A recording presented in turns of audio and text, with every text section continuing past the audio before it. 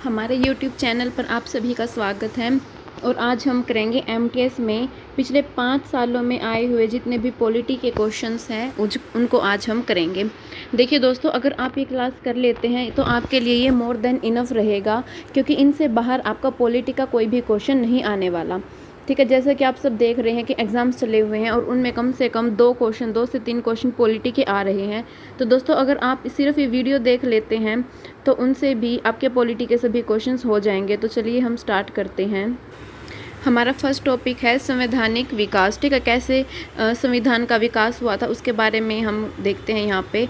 तो हम ज़्यादा डिटेल भी नहीं करेंगे, सिर्फ रेलेवेंट जो हमारे क्वेश्चंस बन सकते हैं, जो पीछे आए हैं और उनसे रिलेटेड जो क्वेश्चन बन सकते हैं, हम सिर्फ उन्हीं को करेंगे।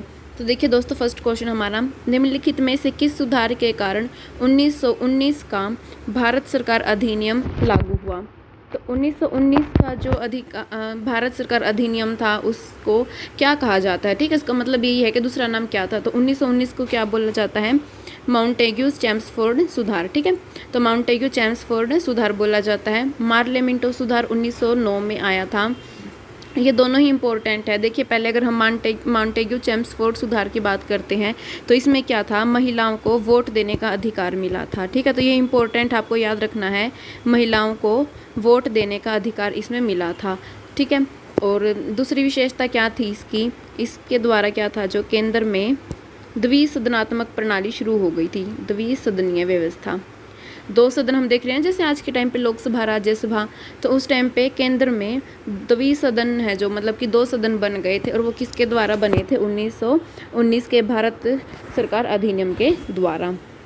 अगर हम बात करते हैं अब 1909 का जो मार्लेमिंटो सुधार था, इसको सांप्रदायिकता का जनक भी बोला जाता है। सांप्रदायिकता, ठीक है, सांप्रदायिकता का जन्म इसी से मिला था। इसमें क्या था? जो मुस्लिम समुदाय था उनको अलग से अपने निर्वाचन के लिए उनको स्वीकृति मिल गई थी। ठीक है, तो यहाँ पे इतना ही। अब हम करते हैं नेक्स्ट क्वेश्चन। 1813 के चार्टर अधिनियम ने भारत में ईस्ट इंडिया कंपनी के शासन को अगले डैश वर्षों तक के लिए बढ़ा दिया। तो ये बताया गया है कि जो ईस्ट इंडिया कंपनी है उसके शासन यहाँ पर मतलब व्यापारिक अधिकार से बात कर रहा है। ये व्यापारिक जो इसके मामले थे उनके बारे में बताया कि कितने सालों तक बढ़ा दिया था। तो वो 20 सालों के लिए बढ़ा दिया गया था। ठीक है, तो सबको पता है कि जो ईस्ट इंडिया कंपनी आई थी वो एकाधिकार व्यापार का एकाधिकार लेकर आई थी कि सिर्फ वही व्यापार करेगी। ठीक है, उसके लिए चार्टर अधिनियम भी आए थे। पहले 1793 में आया था।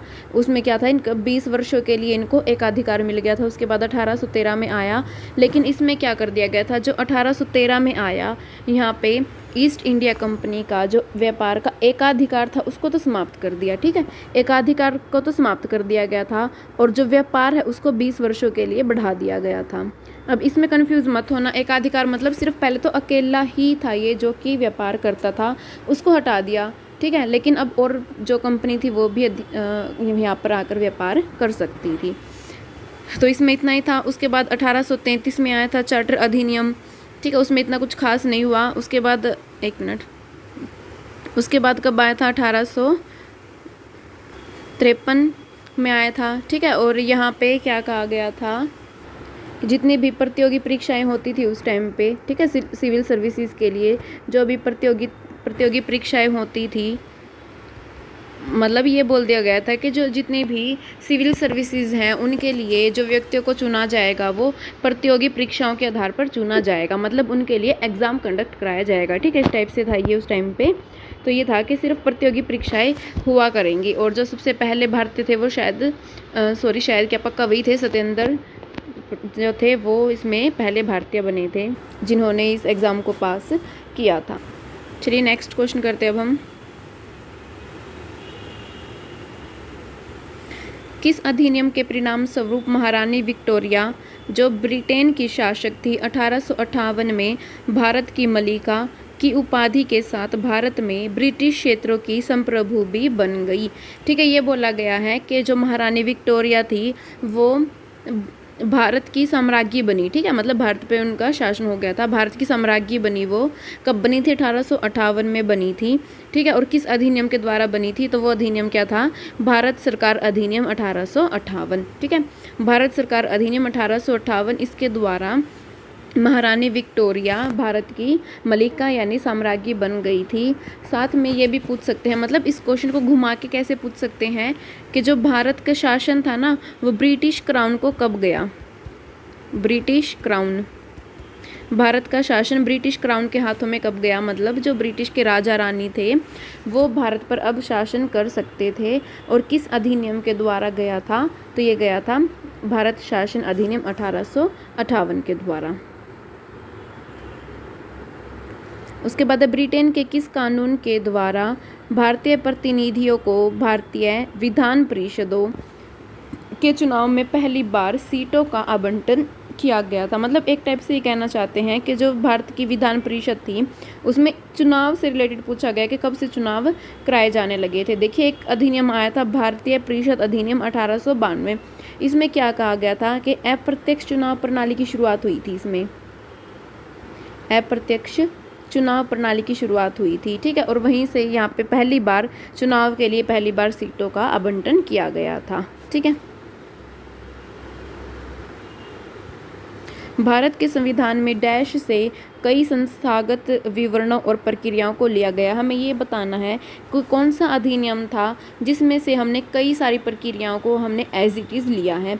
तो सभी को पता है कि भारत सरकार अधिनियम 1935 है, जो यहाँ से हमने कई प्रक्रियाओं को, कई अधिनियमों को हमने यहाँ से लिया है, ठीक है। तो मतलब कई सारी प्रक्रियाएं हैं जो यहाँ से ली गई है। हमारा संविधान है जो 1935 के भारत शासन अधिनियम से बहुत ज़्यादा प्रेरित है।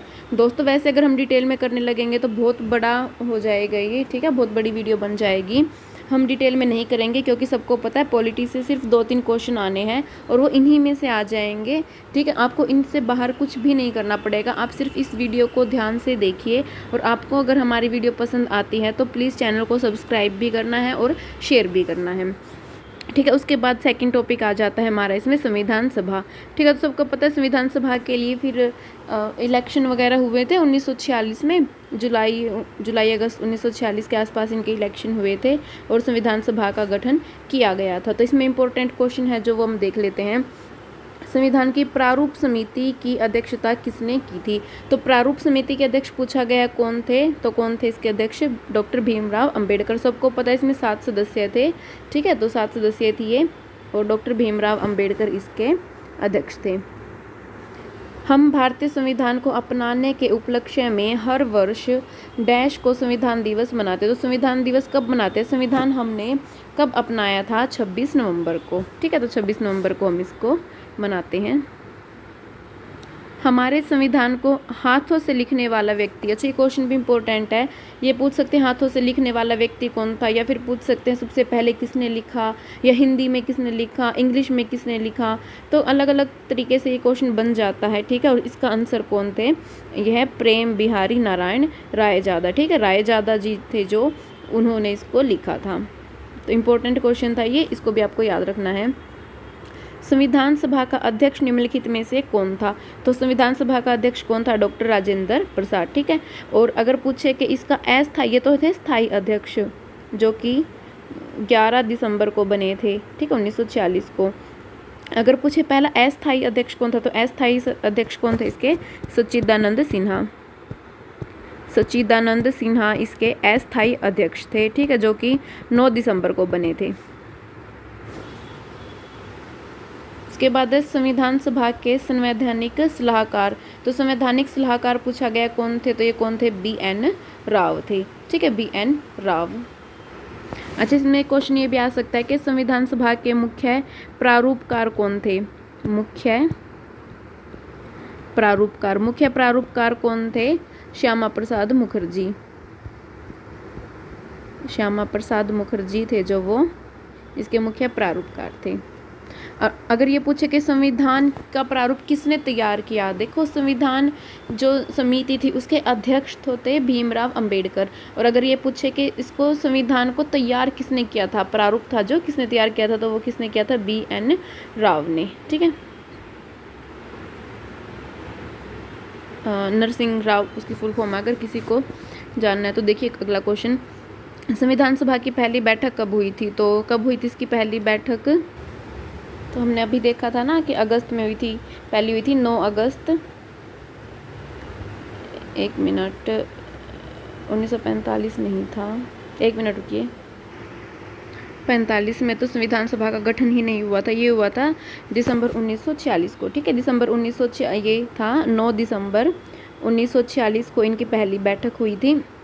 अभी हमने पीछे देखा था ना, डॉक्टर सच्चिदानंद इसके अस्थायी अध्यक्ष थे, शायद मैंने वहाँ अगस्त ना बोल दिया, आप देख लेना, वो 9 दिसंबर 1946 थी और दूसरी थी 11 दिसंबर 1946 को हुई थी दूसरी बैठक, जो कि जिसमें राजेंद्र प्रसाद सिन्हा, जो राजेंद्र प्रसाद थे, उनको स्थायी अध्यक्ष बनाया गया था। चलिए नेक्स्ट करते अब हम,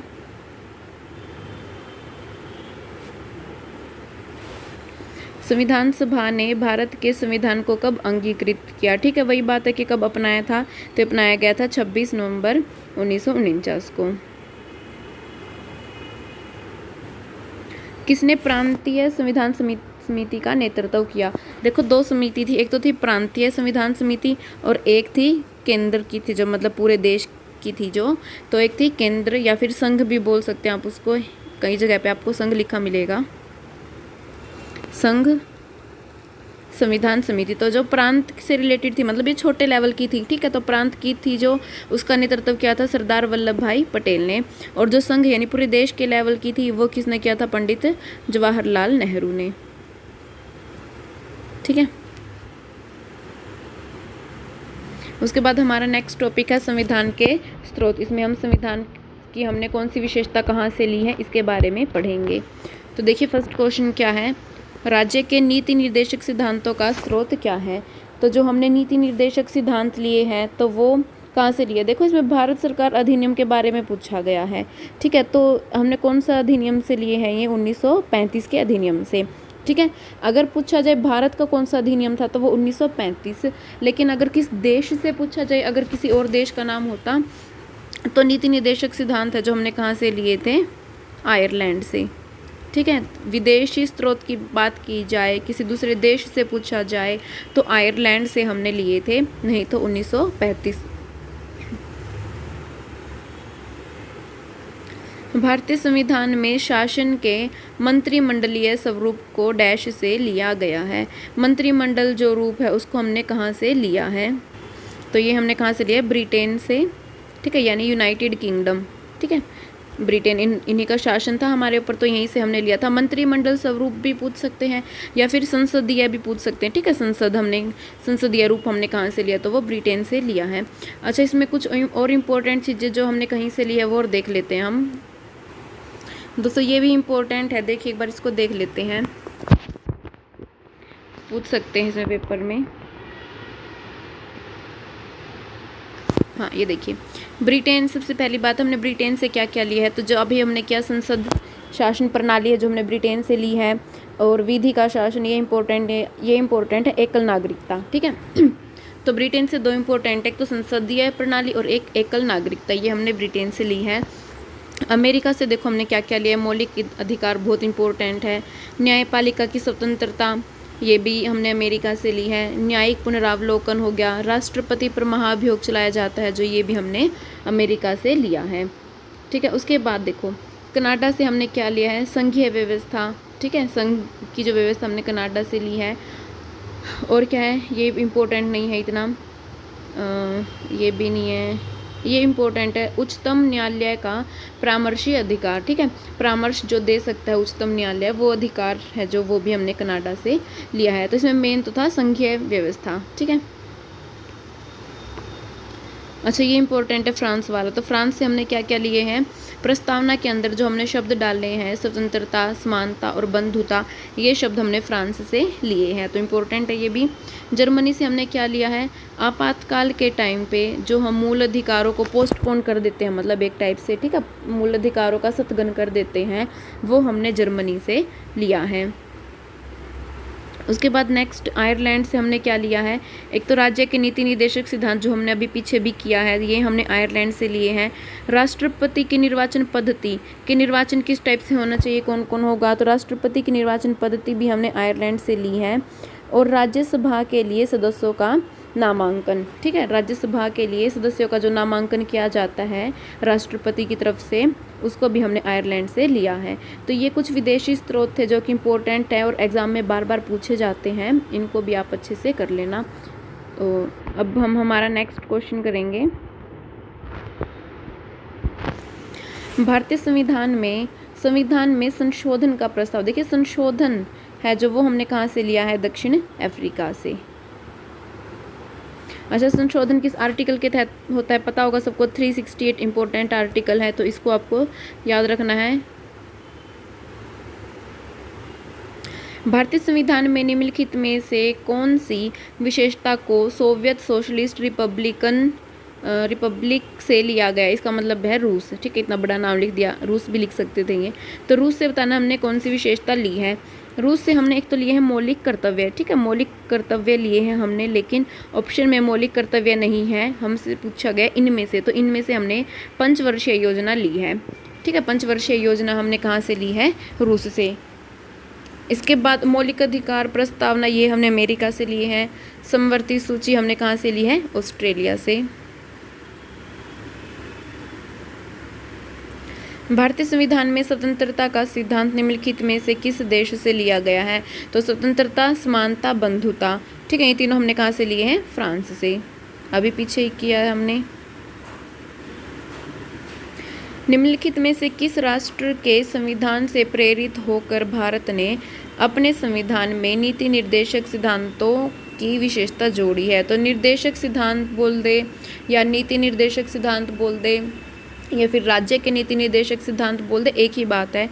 तो हमें बताना है ये विशेषता कहाँ से ली है, तो हमने कहाँ से ली है, ये आयरलैंड से।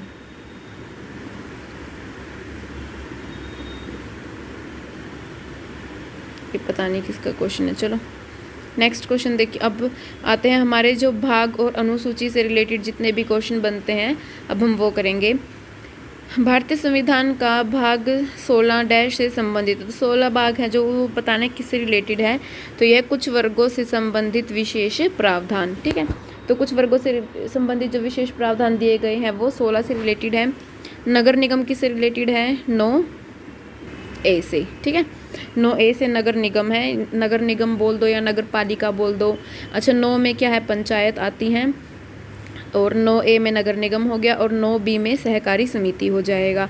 ये हमने कर ही लिया। कुछ विशेष वर्गों से संबंधित विशेष प्रावधान 16 में है, चुनाव 15 में है, और संवैधानिक संशोधन है जो वो किस में है, हमारे 20 में, ठीक है। तो कुछ जो आपको ये भाग हो गए, भाग और अनुसूची आपको याद करनी है, ठीक है। अब आप ये पढ़ लेना बुक से, लूसेंट वाली बुक से भी आप कर सकते हैं इनको।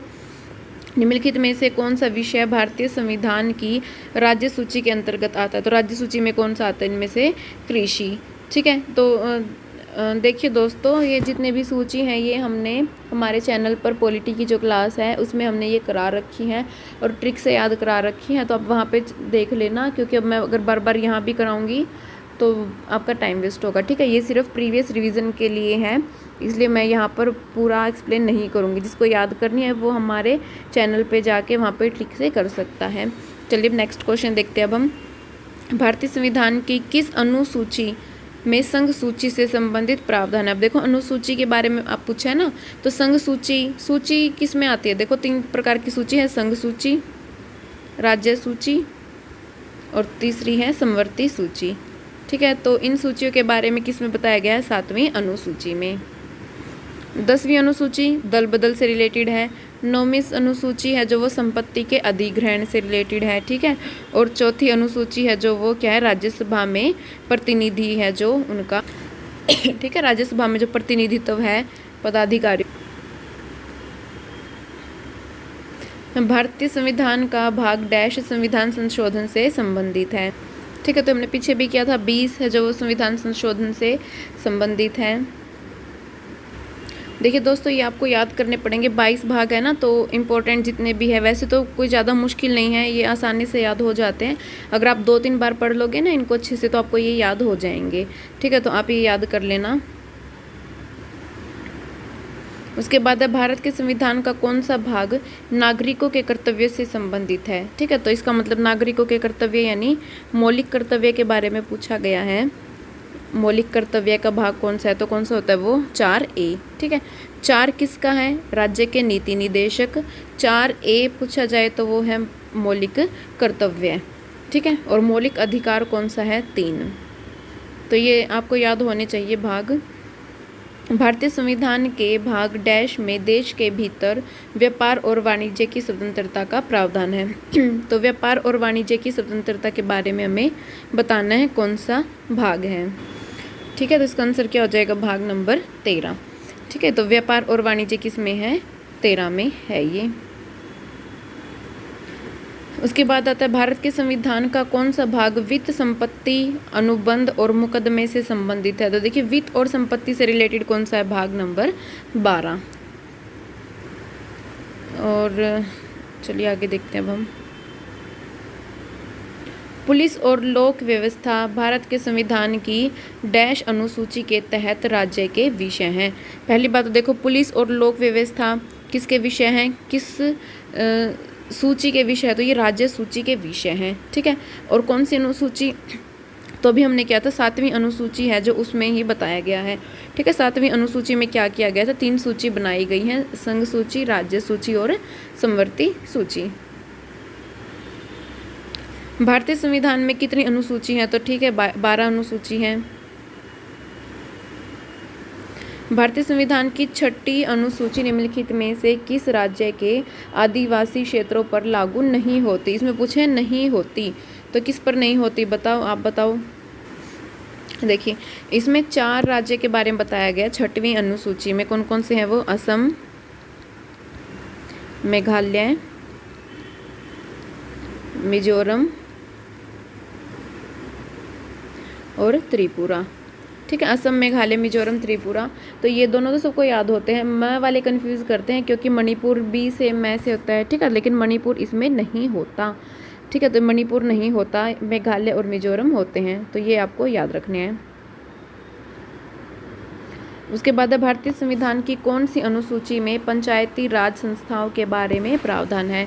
तो पंचायती राज के बारे में बताना है कौन सी अनुसूची। देखिए, अनुसूची है वो भाग था 9वां भाग, और अनुसूची के बारे में पूछा जाता तो 11वीं अनुसूची है जो कि पंचायती राज संस्थाओं से रिलेटेड है। ठीक है, और नगर पालिकाओं से कौन सी रिलेटेड है, 12वीं अनुसूची। ठीक है, भारत के संविधान का कौन सा भाग संघ यानी केंद्र एवं राज्यों के बीच संबंधों से संबंधित है। इसका मतलब ये पूछा गया कि केंद्र और राज्यों के बीच जो संबंध है वो किस भाग में बताए गए हैं। तो किस में हो जाएगा, ये भाग नंबर 11 में। ठीक है, भाग 11 में केंद्र और राज्य के बीच संबंधों के बारे में बताया गया है। 8 है जो किससे रिलेटेड है, खुद बताइए आप, 8 किससे रिलेटेड है, यूटीज़ हैं जो हमारे जितने भी केंद्र शासित प्रदेश उनसे रिलेटेड है। 7 को काट दिया गया है। ठीक है, पहले 7वां भाग था, अब उसको हटा दिया गया है। और 9वां भाग है जो ये हमने अभी किया था पीछे, पंचायतों से रिलेटेड है ये। ठीक है, तो इसमें आपके सभी भाग हो जाएंगे लगभग, जो नहीं हुए हैं वैसे तो आपको याद ही होंगे, आप एग्ज़ाम देने जा रहे हैं। अगर याद नहीं है तो एक बार लूसेंट वाली बुक में से रिवीजन कर लेना। ठीक है, अनुसूची और भाग एक बार उनको बस पढ़ लेना, उसी में हो जाएंगे याद। भारत के संविधान की कौन सी अनुसूची राज्य की परिषद में सीटों के आवंटन से संबंधित है। तो ये बताना है कि कौन सी अनुसूची है जो कि राज्यों की परिषद में सीटों के आवंटन से संबंधित है। अभी हमने पीछे भी किया था ये क्वेश्चन, कौन सी अनुसूची थी वो, 4थी अनुसूची थी। ठीक है, हमने पीछे किया था ना, राज्य में राज्यसभा में प्रतिनिधित्व किया था, वो 4थी अनुसूची थी। 5वीं किससे रिलेटेड है, इसमें अनुसूचित क्षेत्र आ गए। ठीक है, 8वीं अनुसूची किससे है, जो हमारी 22 भाषाएं हैं, अनुसूचित भाषाएं, वो आ गई इसके अंदर। और 6ठी में हमने अभी 4 राज्य देखे थे, असम, त्रिपुरा, मेघालय और मिजोरम। भारतीय संविधान की किस सूची के अंतर्गत खेल का विषय आता है। तो खेल बताना हमें किस में आता है, तो तो ये हो जाएगा राज्य सूची। ठीक है, राज्य सूची के अंतर्गत ये आता है। उसके बाद कुछ प्रमुख अनुच्छेद हैं जो उनके बारे में पढ़ेंगे। ठीक है, अनुच्छेद भी आपको पता है कितने सारे हैं, तो जितने भी एग्जाम में आए हुए हैं हम सिर्फ उन्हीं को देखेंगे। भारतीय संविधान के निम्नलिखित में से किस अनुच्छेद में यह वर्णित है कि संसद के पास संघ सूची में शामिल किसी भी मामले के संबंध में कानून बनाने की विशेष शक्तियां हैं। तो ये पूछा गया है कि जैसे 3 सूची है, संघ सूची, राज्य सूची और समवर्ती सूची। तो इसमें जो संघ सूची है इस पे कानून कौन बनाता है? संसद बनाती है। ठीक है, तो ये बताना है किस आर्टिकल के तहत बनाती है, तो कौन सा आर्टिकल है वो 246। भारतीय संविधान सभा ने किस वर्ष भारत के संविधान के अनुच्छेद 370 को अंगीकार किया, जिसमें जम्मू कश्मीर के लिए विशेष दर्जा और आंतरिक स्वायत्तता सुनिश्चित की गई थी। ठीक है, तो हमें पता है कि जम्मू कश्मीर को आर्टिकल नंबर 370 के तहत विशेष राज्य का दर्जा प्राप्त था। तो बताना किस वर्ष दिया गया था, तो किस वर्ष दिया गया था? 1949 में। भारतीय संविधान का निम्नलिखित में से कौन सा अनुच्छेद हमें धन विधेयक का विवरण देता है? तो देखिए धन विधेयक कौन बताता है कि ये कोई भी विधेयक धन विधेयक है या नहीं है, उसके बारे में कौन सा आर्टिकल बताता है? Article number 110। निम्नलिखित में से कौन सा अनुच्छेद भारत के जम्मू और कश्मीर राज्य से संबंधित है? ठीक है, तो जम्मू कश्मीर का हमने अभी देखा, आर्टिकल नंबर 370 के तहत जम्मू कश्मीर को विशेष राज्य का दर्जा प्राप्त था।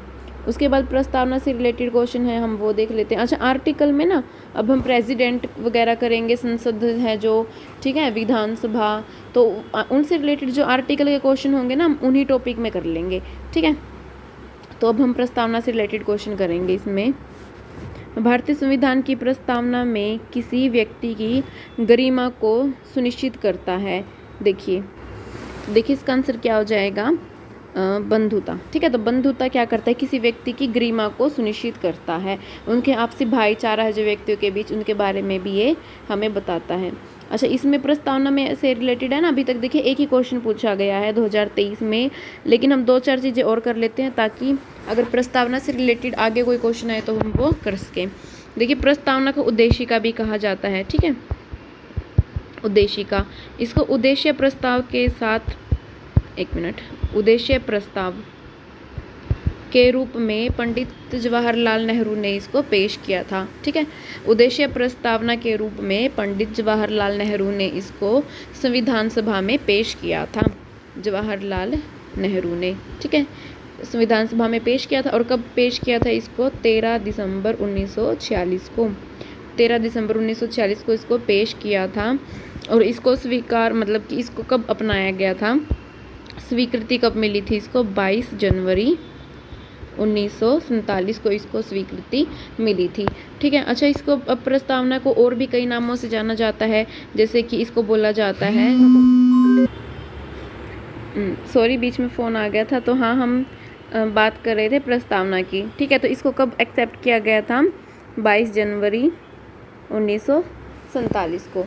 और प्रस्तावना को क्या कहा जाता है? इसका संविधान का परिचय पत्र। संविधान का परिचय पत्र, क्योंकि इसमें लिख रखा है कि संविधान में हम किस किस बारे में पढ़ेंगे, तो संविधान का परिचय पत्र भी कहा जाता है इसको।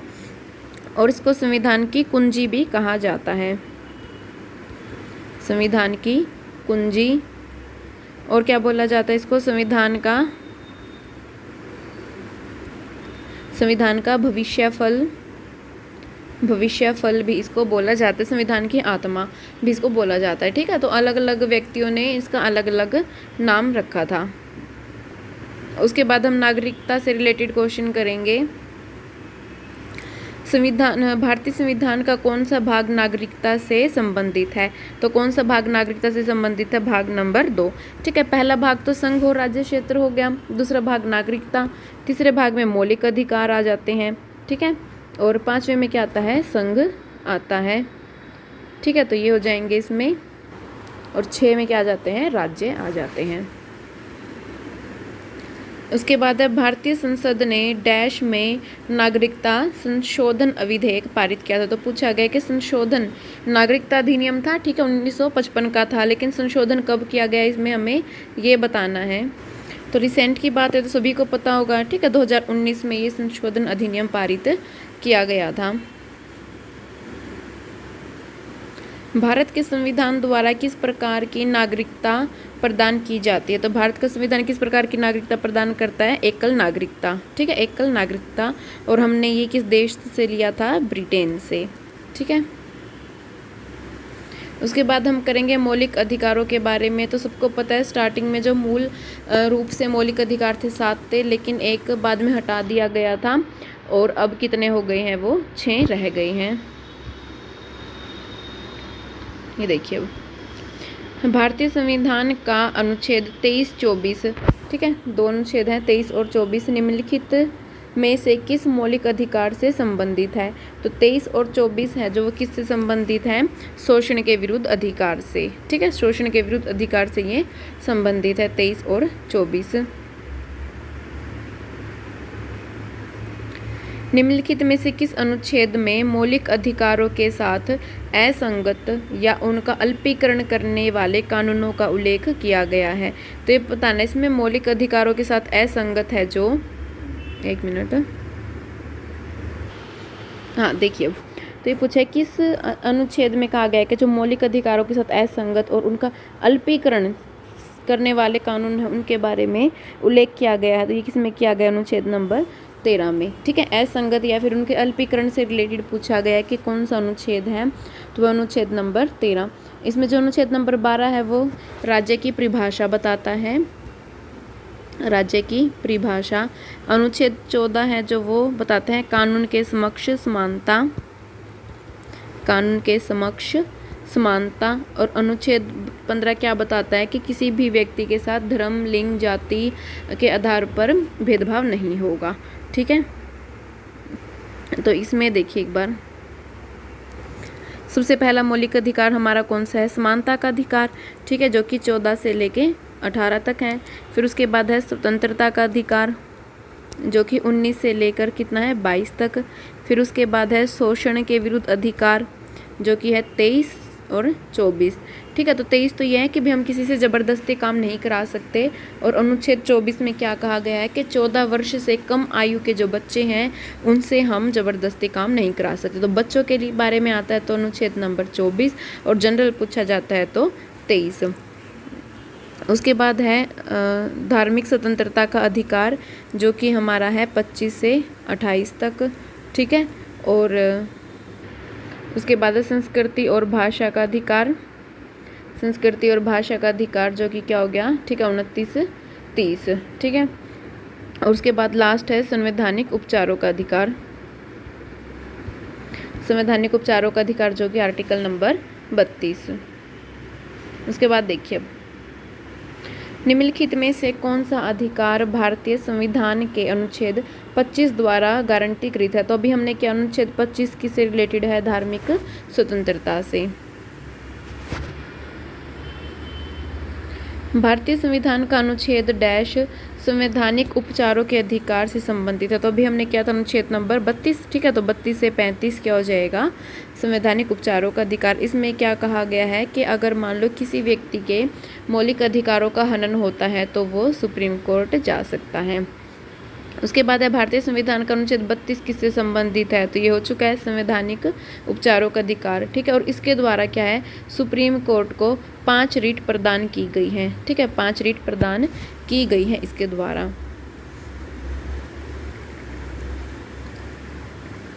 शिक्षा के अधिकार को भारतीय संविधान में वर्ष डैश में एक मौलिक अधिकार के रूप में जोड़ा गया था, ठीक है। तो सबको पता है 86वां संशोधन हुआ था, 86वां संविधान संशोधन हुआ था 2002 में, जिसमें कि क्या है? शिक्षा का अधिकार है जो उसको भी मौलिक अधिकार बना दिया गया था। और किस में बनाया गया था? 21A के तहत, ठीक है। 21A आर्टिकल है जिसके तहत इसको जोड़ा गया था। उसके बाद है भारतीय संविधान के किस अनुच्छेद में कहा गया है कि किसी भी व्यक्ति को एक ही अपराध के लिए एक बार से ज़्यादा सज़ा नहीं मिलेगी। तो ये बताना है कि किस आर्टिकल में कहा है कि एक व्यक्ति, मान लो कोई भी, उसने एक अपराध किया तो उसको 2 बार सज़ा नहीं मिलेगी, एक अपराध के लिए उसको एक ही बार सज़ा मिलेगी। ठीक है, तो ये आर्टिकल नंबर कौन सा है? 20 में कहा गया है। ठीक है, अपराधियों के लिए जो अधिकार है। उसके बाद है भारतीय संविधान के बारे में निम्नलिखित में से कौन सा कथन सत्य नहीं है। तो हम बताने इनमें से कौन सा सत्य नहीं है। ठीक है, तो देखो, यह राज्य को धर्म के मामलों में कोई कानून बनाने से रोकता है। ठीक है, इसके निर्माताओं ने एक धर्मनिरपेक्ष राज्य का मॉडल चुना है। ठीक है, यह सभी व्यक्ति और समुदायों को किसी भी धर्म को धारण करने, अभ्यास करने और प्रचार करने की स्वतंत्रता प्रदान करता है। ठीक है, यह धर्म के आधार पर भेदभाव पर रोक लगाता है। ठीक है, पढ़ लिया आपने चारों। अब बताओ इसका कौन सा आंसर सही है। देखिए इसमें क्या है, वैसे तो ये होता है कि राज्य है ना किसी भी मतलब धर्म को प्रमोट नहीं कर सकता। ठीक है, लेकिन जहाँ पे सार्वजनिक हित के बारे में बात आती है वहाँ पर ये कानून बनाकर, ठीक है, ये 25(1) के तहत है, कानून बनाकर धर्म के मामले में कोई भी कानून बना सकता है। ठीक है, किसी भी विधि के द्वारा यानी कानूनी प्रक्रिया के द्वारा वो कानून बना सकता है, अगर हित का मामला है, सार्वजनिक हित से रिलेटेड कोई बात है तो। उसके बाद भारतीय संविधान का अनुच्छेद डैश धार्मिक मामलों के प्रबंधन की स्वतंत्रता से संबंधित है। तो धार्मिक मामलों के प्रबंधन के बारे में बताना है कौन सा है। तो हमने अभी देखा था कि धार्मिक स्वतंत्रता से रिलेटेड कौन से थे, आर्टिकल नंबर 25 से 28 थे। ठीक है, तो 25 तो ये कि भी कोई भी धर्म अपना सकता है, और प्रबंधन की स्वतंत्रता मिलती है आर्टिकल नंबर 26 से।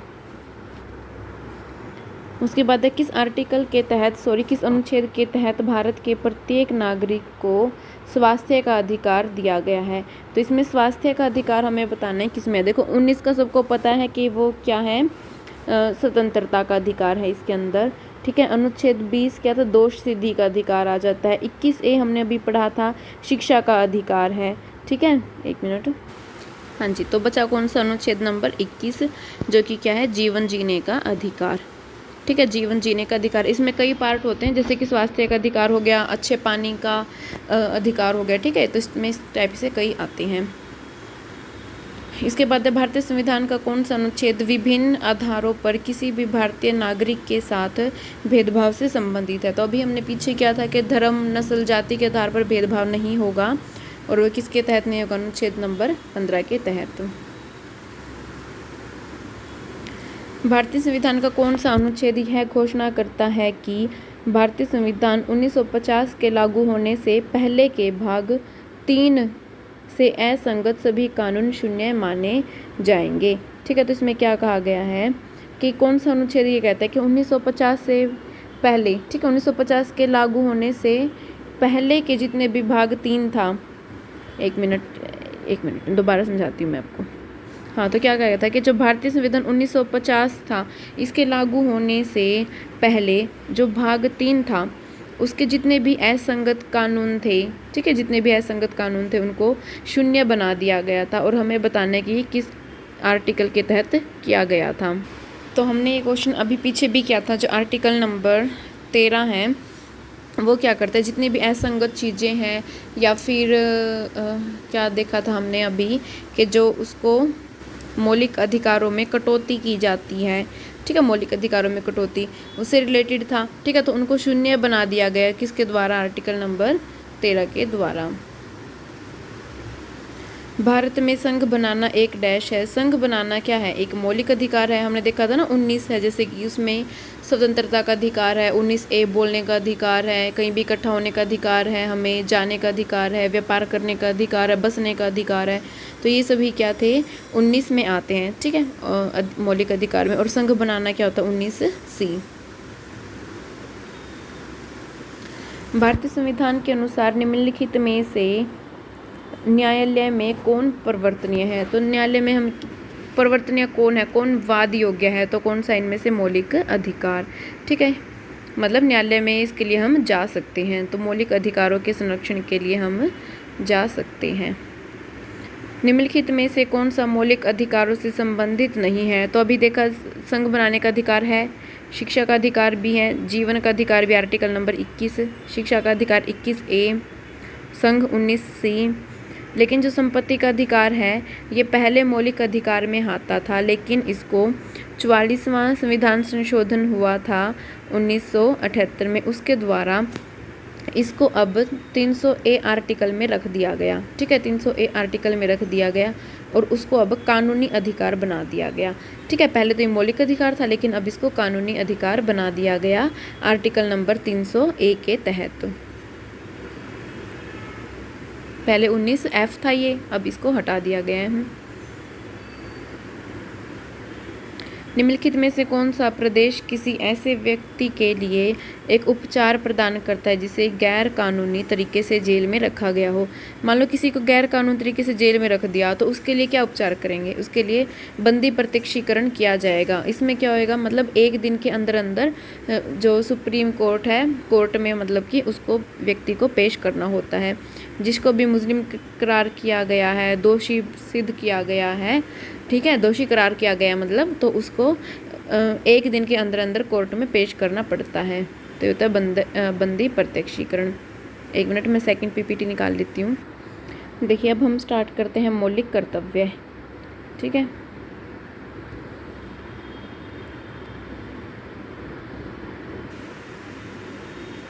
तो मौलिक कर्तव्य से देखिए कौन से क्वेश्चन पूछे गए हैं। भारतीय संविधान के किस अनुच्छेद में मौलिक कर्तव्यों के बारे में उल्लेख किया गया है? तो मौलिक कर्तव्य के बारे में किसमें बताया गया है? अनुच्छेद 51A में। ठीक है, 51A में बताया गया है। और पहले इसमें मूल रूप से 10 मौलिक कर्तव्य थे, लेकिन इसको बाद में एक जोड़ दिया गया था और 11 मौलिक कर्तव्य इसको बना दिया गया है। ठीक है, पहले 10 थे लेकिन बाद में अब कितने हो गए हैं इसमें? 11। अच्छा, जो मौलिक कर्तव्य हैं वो स्टार्टिंग में हमारे मूल संविधान में नहीं थे। ठीक है, स्टार्टिंग में मूल संविधान में नहीं थे। जो 42वां संविधान संशोधन हुआ था, 42वां संविधान संशोधन हुआ था 1976, उसके द्वारा इसको जोड़ा गया था। और ये पूछा जाए किस समिति की सिफारिश पे जोड़ा गया था, तो सवर्ण सिंह समिति की सिफारिश पर इनको जोड़ा गया था। ठीक है, स्टार्टिंग में 10 थे लेकिन बाद में जो हमने पढ़ा है ना अभी, 86वां संशोधन हुआ था 2002 में, शिक्षा का अधिकार था जो, उसके तहत 11वां जो मौलिक कर्तव्य है उसको इसमें जोड़ा गया था आर्टिकल नंबर 21A के तहत। ठीक है, उसके बाद है निम्नलिखित में से किस समिति ने संविधान में मौलिक कर्तव्यों को सम्मिलित करने की सिफारिश की थी? तो फिर से वही क्वेश्चन आ गया ना कि मौलिक कर्तव्यों को किसकी सिफारिश पे जोड़ा गया था? सवर्ण सिंह समिति की। भारतीय संविधान का निम्नलिखित में से कौन सा अनुच्छेद मौलिक कर्तव्यों से संबंधित है? तो मौलिक कर्तव्य से संबंधित कौन सा है? 51A। देखिए दोस्तों, आपको इसमें इतना याद करने की ज़रूरत नहीं है कि किस आर्टिकल में कौन सा कर्तव्य है। ठीक है, जैसे CGL है उसमें तो पूछ लेते हैं कि ये वाला मौलिक कर्तव्य है, बताओ कौन से आर्टिकल में है। तो इसमें MTS में इतना डिटेल में नहीं पूछते, तो जितना पूछते हैं वो हम कर चुके हैं, इससे ज़्यादा करने की ज़रूरत नहीं है। अब उसके बाद हम देखते हैं राज्य के नीति निर्देशक सिद्धांत। ठीक है, तो जो राज्य के नीति निर्देशक सिद्धांत हैं वो कौन सा भाग है हमारा? पार्ट या फिर भाग नंबर 4 में आता है। और आर्टिकल है जो वो 36 से 51 तक। ठीक है, 36 से 51 तक आर्टिकल है जो वो नीति निर्देशक सिद्धांत में आते हैं। इनसे रिलेटेड क्वेश्चन देखिए क्या बनता है। निर्देशक सिद्धांतों को मोटे तौर पर 3 व्यापक श्रेणियों में वर्गीकृत किया गया है। निम्नलिखित में से कौन सा इस वर्गीकरण का हिस्सा नहीं है? देखिए, जो नीति निर्देशक सिद्धांत उनको 3 पार्ट में डिवाइड किया गया है, तो हमें ये बताना है कि कौन सा हिस्सा उन तीनों में से नहीं होगा। तो सबको पता है 3 भाग कौन कौन से थे, वो समाजवादी है एक तो, ठीक है, समाजवादी है, गांधीवादी है और उदारवादी है। तो सत्तावादी ऐसी कोई कैटेगरी नहीं थी। ठीक है, तो ये इसका आंसर हो जाएगा। उसके बाद भारतीय संविधान के अनुच्छेद 44 का उद्देश्य क्या है। देखो मेन बता देती हूँ। 44 क्या कहता है कि एक समान नागरिक संहिता होनी चाहिए सबके लिए, ठीक है। एक समान नागरिक संहिता सबके लिए होनी चाहिए, ये कहता है अनुच्छेद नंबर 44। और जो ये है ऐतिहासिक रुचि के प्रत्येक स्मारक और स्थान की रक्षा करना, ठीक है। जो भी हमारे स्मारक हैं उनकी हमें रक्षा करनी चाहिए। ये आर्टिकल नंबर कौन सा है, आर्टिकल नंबर 49, ठीक है, 49 इसका। उसके बाद है पर्यावरण की रक्षा और सुधार करना और देश के वनों और वन्य जीवों की रक्षा करना, तो ये किस में आ जाता है, आर्टिकल नंबर 48A में, ठीक है। ये इंपॉर्टेंट है इसलिए बता रही हूँ मैं, 48A में। ये इंपॉर्टेंट नहीं है, न्यायपालिका को कार्यपालिका से अलग करना इंपॉर्टेंट नहीं है ये, ठीक है। वैसे आर्टिकल नंबर 50 के अंतर्गत ये आता है। उसके बाद कुछ और जो इम्पोर्टेंट है वो मैं बता देती हूँ आपको। कल्याणकारी राज्य के बारे में अगर पूछा जाए, एक मिनट, वैसे तो इतना इम्पोर्टेंट नहीं है लेकिन फिर भी लिख लो आप, कल्याणकारी राज्य, ठीक है। तो ये कौन सा हो जाएगा, आर्टिकल नंबर 38, ठीक है, आर्टिकल नंबर 38। उसके बाद और इम्पोर्टेंट कौन सा है कि पुरुष और महिलाओं को समान कार्य के लिए समान वेतन मिलना चाहिए, ठीक है। पुरुष और महिलाओं को सेम काम के लिए सेम वेतन मिलना चाहिए। ये कौन से आर्टिकल में कहा गया है, आर्टिकल नंबर 39, ठीक है, 39 में। और सबसे इम्पोर्टेंट जो इसमें है वो है पंचायतों का गठन। पंचायतों का गठन मोस्ट इम्पोर्टेंट है, जो कि आर्टिकल नंबर 40 में कहा गया है। अच्छा, उसके बाद हमने 44 देख ही लिया, एक मिनट, आर्टिकल नंबर 44 हमने देख ही लिया था, ठीक है। क्या था, समान नागरिक संहिता, समान नागरिक संहिता है। इसके अंदर आर्टिकल नंबर 45 क्या कहता है, 0 से 6 वर्ष के बच्चों के लिए निःशुल्क शिक्षा, ठीक है। 0 से 6 बच्चों के लिए निःशुल्क शिक्षा है, जो आर्टिकल नंबर 45 यानी 45 के अंतर्गत आता है। अच्छा, बस एक और इम्पोर्टेंट है इसके अंदर, जो कि है आर्टिकल नंबर 48, जो कि हमारे कृषि और पशुपालन से संबंधित है, ठीक है। कृषि और पशुपालन से संबंधित है आर्टिकल नंबर 48। तो आपको ये सभी आर्टिकल याद रखने हैं इसमें, नीति निर्देशक सिद्धांत में। उसके बाद निम्नलिखित में से कौन सा राज्य का एक नीति निर्देशक सिद्धांत नहीं है, तो नहीं है पूछा, ये तो हमने कर लिया। न्यायपालिका को कार्यपालिका से अलग करना 50 में था। समान नागरिक संहिता 44 था। स्मारकों का संरक्षण भी हमने अभी किया था, ठीक है, ये था 49। और भारत के किसी भी हिस्से में निवास करना, ये स्वतंत्रता है, जो आर्टिकल नंबर 19 स्वतंत्रता का अधिकार, उसके अंतर्गत ये आता है, मतलब ये मौलिक अधिकार में आता है। उसके बाद है भारतीय संविधान का कौन सा अनुच्छेद समान नागरिक संहिता, देख फिर से आ गया ना ये समान नागरिक संहिता, यूनिफॉर्म सिविल कोड कौन सा बताता है, अनुच्छेद नंबर 44। भारतीय संविधान का अनुच्छेद 43B है, जो डैश का प्रावधान करता है। 43B किसका करता है, अभी हमने क्या, ग्राम पंचायतों का तो कौन करता है, 40। कार्यपालिका को न्यायपालिका से अलग करता है 50, ठीक है। और इनमें से बताओ, सहकारी समिति को बढ़ावा देना और काम पाने का अधिकार, तो बताइए आप 43B कौन सा होगा इनमें से, ठीक है। तो हो जाएगा सहकारी समितियों को बढ़ावा देने, ठीक है। तो 43B किससे रिलेटेड है, सहकारी समितियों को बढ़ावा देने से संबंधित है। उसके बाद है भारत के संविधान का कौन सा अनुच्छेद समान नागरिक संहिता, फिर से आ गया समान नागरिक संहिता, आर्टिकल नंबर 44। ये भी क्वेश्चन वही है, समान नागरिक संहिता, तो आर्टिकल 44 हो जाएगा। ये क्वेश्चन बहुत आया हुआ है, ठीक है, तो इसको तो आपको अच्छे से याद रखना, आर्टिकल 44 को। उसके बाद है भारतीय संविधान का कौन सा अनुच्छेद लोगों के कल्याण को बढ़ावा देने के लिए राज्य को एक सामाजिक व्यवस्था बनाने का निर्देश देता है। ये वही है क्वेश्चन, कल्याणकारी राज्य, जो हमने अभी देखा था। कल्याणकारी राज्य कौन बनाता है, तो कौन सा हो जाएगा, ये आर्टिकल नंबर 38, ठीक है। उसके बाद भारतीय संविधान का निम्नलिखित में से कौन सा अनुच्छेद नागरिकों के लिए आजीविका के पर्याप्त साधनों का अधिकार सुनिश्चित करने के लिए निर्देश देता है। देखिए, आजीविका के लिए बोला गया पर्याप्त साधन, तो ये और कुछ नहीं है, ये वही है कि मेल और फीमेल को जैसे मिलता है ना कि पुरुष और महिलाओं को समान कार्य के लिए समान वेतन, उसी का ही एक पार्ट है ये भी, कि भाई उनको पर्याप्त साधन मिलने चाहिए आजीविका के लिए, ठीक है। तो आर्टिकल नंबर 39 में हो जाएगा ये। उसके बाद हम करते हैं राष्ट्रपति और उपराष्ट्रपति से रिलेटेड क्वेश्चन। क्वेश्चन नंबर 1 क्या है, भारत का नाम मात्र कार्यकारी प्राधिकारी कौन है। देखो नाम की शक्ति पूछा गया किसके पास है, तो सबको पता है नाम की शक्ति तो होती है राष्ट्रपति के पास, और असली पावर किसकी होती है, मुख्यमंत्री की। ठीक है, तो इसका आंसर हो जाएगा ऑप्शन नंबर ए। निम्नलिखित में से कौन भारत के राष्ट्रपति के चुनाव में भाग लेता है। तो राष्ट्रपति के चुनाव में कौन भाग लेता है ये बताना है अब हमें। तो इसमें क्या जगह, संसद के दोनों सदन और विधानसभा है जितने भी इसके निर्वाचित और मनोनीत। एक मिनट ठीक क्या हो गया, इसमें निर्वाचित और मनोनीत, देखो इसमें दोनों आगे निर्वाचित और मनोनीत, जो कि गलत है। राष्ट्रपति का चुनाव कौन करता है, जो सिर्फ निर्वाचित सदस्य होते हैं ना वो करते हैं। ठीक है, तो संसद और राज्यों की विधानसभाओं के दोनों सदनों के निर्वाचित सदस्य, ओनली निर्वाचित सदस्य करते हैं, मनोनीत नहीं करते। तो मनोनीत आ गया, गलत हो गया। इसमें केवल संसद है, ये भी गलत है क्योंकि विधानसभा भी होती हैं, और इसमें मनोनीत आ गया तो ये भी गलत है। ठीक है, तो ऑप्शन ए सही आंसर हो जाएगा इसका।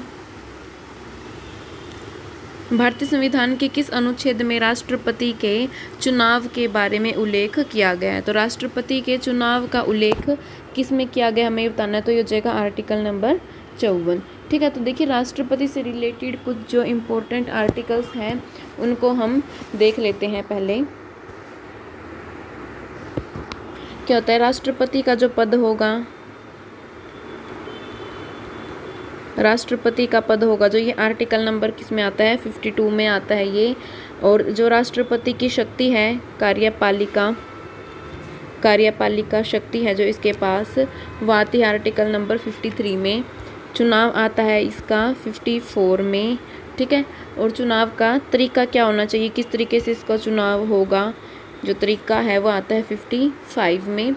ठीक है, उसके बाद जो राष्ट्रपति का कार्यकाल है कि 5 साल का इसका कार्यकाल होगा, ये आता है आर्टिकल नंबर 56। और पुनः चुनाव मतलब कि एक बार अगर उसका टाइम पीरियड पूरा हो जाता है तो वो दोबारा भी चुनाव कर सकता है, तो पुनः चुनाव आता है इसका 57 में। और इसके पद के लिए क्या योग्यता होनी चाहिए राष्ट्रपति के लिए। ठीक है, राष्ट्रपति बनने के लिए क्या योग्यता होनी चाहिए, 58 में आता है। देखो दोस्तों आपको ये आर्टिकल याद करने हैं राष्ट्रपति से संबंधित। और इसमें मेन और क्या है, शपथ है जो 60 में आती है। राष्ट्रपति पर जो महाभियोग लगता है वो 61 में आता है। उसके बाद जो इम्पोर्टेंट है वो है कार्यवाहक राष्ट्रपति।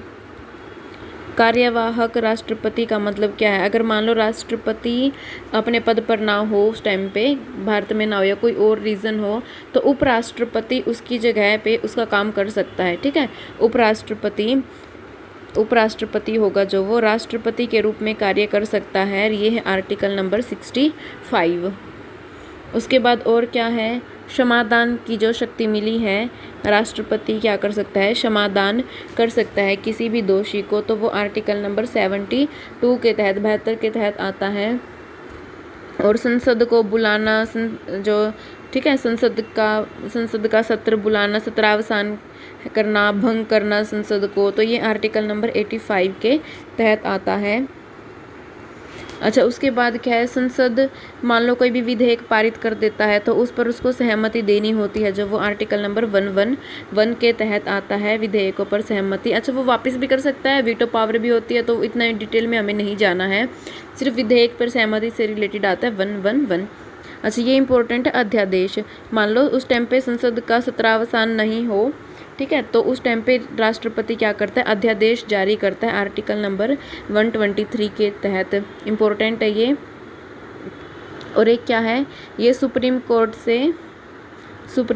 से ये परामर्श ले सकता है, और ये आर्टिकल नंबर 143 के तहत आता है। तो राष्ट्रपति से संबंधित सभी आर्टिकल मैंने यहाँ पर बता दिए हैं, इनको आप याद कर लेना।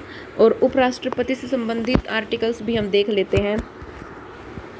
उपराष्ट्रपति से संबंधित भी हम कुछ कर लेते हैं, जैसे कि मान लो उपराष्ट्रपति पद है जो आर्टिकल नंबर 63 के तहत आता है। और उपराष्ट्रपति है जो वो राज्यसभा का पदेन सभापति होता है। ठीक है, राज्यसभा का ये सभापति होता है आर्टिकल नंबर 64 के तहत।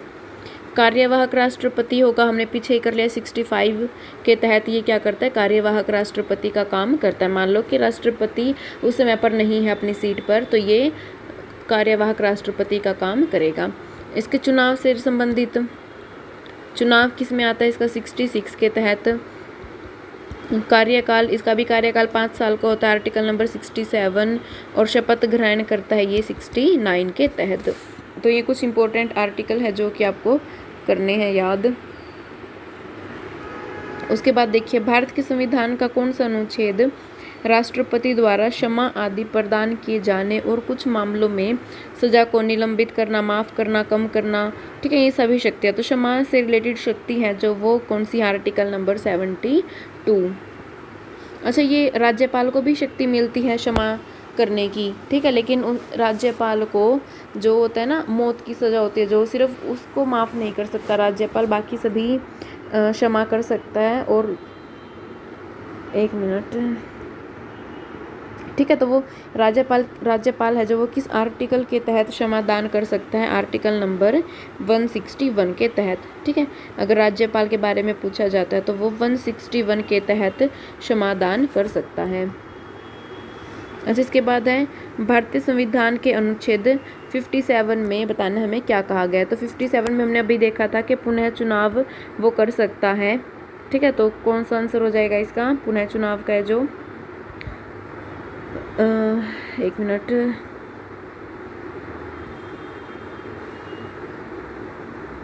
हाँ, ये रहा ऑप्शन नंबर 1 कि वो फिर से चुनाव के पात्र होगा, ठीक है। राष्ट्रपति के बारे में बताया कि फिर से वो चुनाव लड़ सकता है। उसके बाद है भारत के संविधान के किस अनुच्छेद के तहत राष्ट्रपति अध्यादेश लागू कर सकता है। तो अध्यादेश अभी क्या था, 1, 2, 3 के तहत वो अध्यादेश लागू कर सकता है। निम्नलिखित में से कौन भारत के पूर्व राष्ट्रपति नहीं रहे।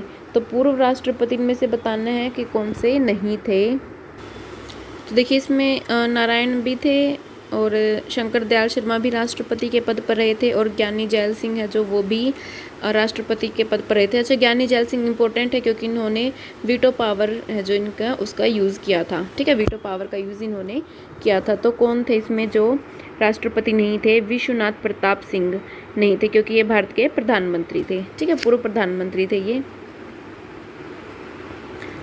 उसके बाद निम्नलिखित में से कौन भारत के सभी केंद्रीय विश्वविद्यालयों का कुलाध्यक्ष होता है। तो जो केंद्र के विश्वविद्यालय होते हैं उनका कुलाध्यक्ष होता है राष्ट्रपति। और राज्य का पूछा जाए कि जो राज्य के विश्वविद्यालय है उनका कुलाध्यक्ष कौन होता है, तो वो होता है राज्यपाल।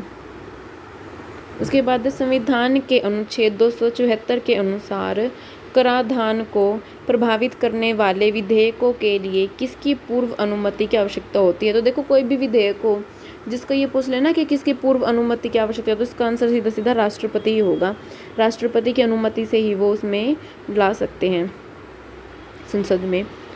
उसके बाद है भारत के उपराष्ट्रपति का पद कितने वर्षों का होता है। तो उपराष्ट्रपति का पद कितने वर्षों के लिए होता है, 5 सालों के लिए। राष्ट्रपति का भी 5 सालों के लिए। भारत के संविधान के कौन से अनुच्छेद में भारत के राष्ट्रपति के महाभियोग के प्रावधानों के बारे में उल्लेख किया गया है। तो राष्ट्रपति पर महाभियोग किसके द्वारा लगता है, आर्टिकल नंबर 61 के तहत। मैं नेक्स्ट PDF निकाल लेती हूँ मैं। चलिए अब हम स्टार्ट करते हैं प्रधानमंत्री और मंत्रिपरिषद से रिलेटेड जो भी क्वेश्चंस आए हुए हैं। पहला क्वेश्चन है इसके अंदर, 1978 में भारत के प्रधानमंत्री निम्नलिखित में से कौन से। तो 1978 की बात की गई है, उस टाइम पे कौन थे, तो वो थे मोरारजी देसाई।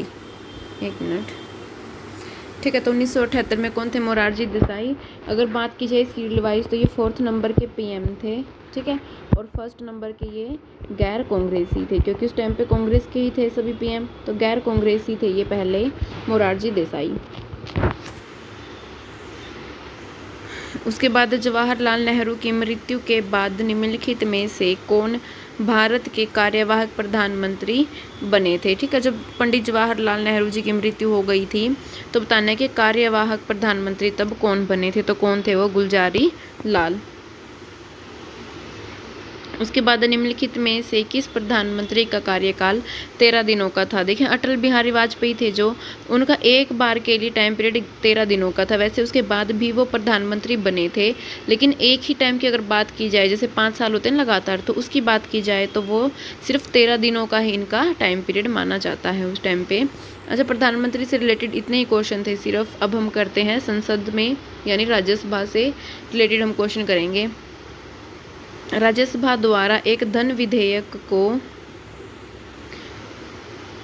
डैश दिनों के भीतर या तो सिफारिशों के साथ या सिफारिशों के बिना लोकसभा में वापस भेजना अनिवार्य होता है। देखिए धन विधेयक होता है जो, उस पर कानून बनाने का अधिकार लोकसभा का होता है, ठीक है। राज्यसभा क्या कर सकता है, तो सिफारिश दे सकता है, ठीक है, या फिर उसको वैसे ही भेज सकता है। तो उसके पास कितने दिनों का टाइम होता है, 14 दिनों का टाइम होता है। फिर नेक्स्ट करते हैं अब हम। 11 अगस्त 2022 तक राज्यसभा के सभापति कौन है। देखिए राज्यसभा के सभापति पूछा गया कौन है। अभी हमने क्या था, राज्यसभा का सभापति कौन होता है, जो हमारा उपराष्ट्रपति होता है, ठीक है। और उस टाइम पे उपराष्ट्रपति कौन थे, या फिर अभी उपराष्ट्रपति कौन है, जगदीप धनखड़, ठीक है। भारतीय संविधान के अनुच्छेद 80 के अनुसार राज्यसभा के सदस्यों की कुल संख्या डैश से अधिक नहीं हो सकती।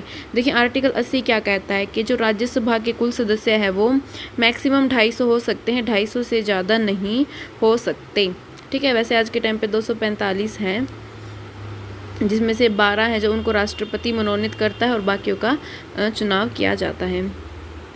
उसके बाद निम्नलिखित में से किस केंद्र शासित प्रदेश का राज्यों की परिषद में प्रतिनिधित्व है। तो बताना कि कौन सा केंद्र शासित प्रदेश है ऐसा जिसका कि राज्यों की परिषद है उसमें प्रतिनिधित्व है, ठीक है। तो सबको पता है, एक तो है दिल्ली और एक है पुदुचेरी, ठीक है। इनमें लेकिन ऑप्शन में हमारे पास पुदुचेरी दे रखा है, तो ये पुदुचेरी हो जाएगा। इसका मतलब ये था कि राज्यों की परिषद है जो उसमें कौन सा केंद्र शासित प्रदेश का प्रतिनिधित्व है, तो एक तो पुदुचेरी है और एक है दिल्ली। उसके बाद निम्नलिखित में से कथनों में से कौन सा कथन सही है, हमें ये बताना है। तो ये क्या हो जाएगा, इसमें देखो 12 सदस्यों को राज्यसभा के सभापति मनोनीत करते हैं, नहीं, अभी हमने देखा था ना राष्ट्रपति करते हैं, तो हो जाएगा राज्यसभा के 12 सदस्यों को राष्ट्रपति द्वारा नामित किया जाता है। राज्यसभा के सभापति कौन है, तो कौन होते हैं सभापति, जो हमारे उपराष्ट्रपति हैं वही इसके सभापति होते हैं। अब करते हैं हम लोकसभा से रिलेटेड क्वेश्चन। चलिए लोकसभा से रिलेटेड हम क्वेश्चन का नंबर 1 करते हैं। नवंबर 2022 तक लोकसभा के अध्यक्ष कौन है। देखिए अभी भी लोकसभा के अध्यक्ष है जो कौन है, ओम बिरला, पहले भी यही थे और अभी ओम बिरला ही हैं। उसके बाद 17वीं लोकसभा के अध्यक्ष कौन है, ठीक है, 17वीं के बारे में पूछा है तो ओम बिरला। अब आप कमेंट सेक्शन में बताएंगे कि अभी कौन सी लोकसभा चली हुई है, ठीक है। जैसे 17वीं थी तो बताना कौन सी है। लोकसभा का डैश वर्ष का एक निश्चित कार्यकाल होता है और राष्ट्रपति द्वारा इसे किसी भी समय भंग किया जा सकता है। तो पूछा लोकसभा का कार्यकाल कितना होता है, 5 साल का होता है, ठीक है। और राज्यसभा का कार्यकाल कितने साल का होता है, 6 साल का। और जो लोकसभा है उसको राष्ट्रपति कभी भी भंग कर सकती है, इसलिए इसको अस्थायी सदन भी बोला जाता है। और राज्यसभा को भंग नहीं कर सकते, इसलिए इसको स्थायी सदन बोला जाता है, ठीक है। तो नेक्स्ट क्वेश्चन है, भारत के संविधान के किस नियम के तहत लोकसभा में चर्चा के समक्ष औपचारिक प्रस्ताव शामिल नहीं है। अगर चर्चा चल रही हो तो औपचारिक प्रस्ताव नहीं रख सकते, ये किस नियम के तहत कहा गया, तो ये है नियम नंबर 193। वैसे याद करने की ज़रूरत नहीं है, एक ही बार क्वेश्चन आया था ये, बस ऐसे कितने नियम याद करोगे, ठीक है। अगला क्वेश्चन अब यह है, लोकसभाध्यक्ष अपना इस्तीफा निम्न में से किसे सौंप सकते हैं। तो ये बोला जो लोकसभा का अध्यक्ष होता है वो अपना इस्तीफा किसे देता है, तो लोकसभा का अध्यक्ष अपना इस्तीफा देता है उपाध्यक्ष को और उपाध्यक्ष देता है अध्यक्ष को। उसके बाद भारतीय संविधान के अनुसार लोकसभा में सदस्यों की कुल संख्या डैश से अधिक नहीं हो सकती। तो देखिए लोकसभा के अंदर जो सदस्य की संख्या है वो मैक्सिमम कितनी हो सकती है, 552, ठीक है, 552 हो सकती है, ठीक है। तो ये पूछा है संविधान सभा के अनुसार लोकसभा में सदस्यों की कुल संख्या 552 से अधिक नहीं हो सकती, मैक्सिमम 552 हो सकती है। और आज के टाइम पे कितनी है, 545 इसकी सदस्य संख्या है। जिसमें से पहले क्या होता था, जो 2 सदस्य हैं उनको राष्ट्रपति मनोनीत करते थे। जैसे राज्यसभा में 12 सदस्य मनोनीत करते थे, वैसे यहाँ पर 2 सदस्य को राष्ट्रपति मनोनीत करते थे। लेकिन अनुच्छेद नहीं, जो संविधान संशोधन हमारा 104वां था, यहाँ लिख देती हूँ मैं, संविधान संशोधन 104 था 2020।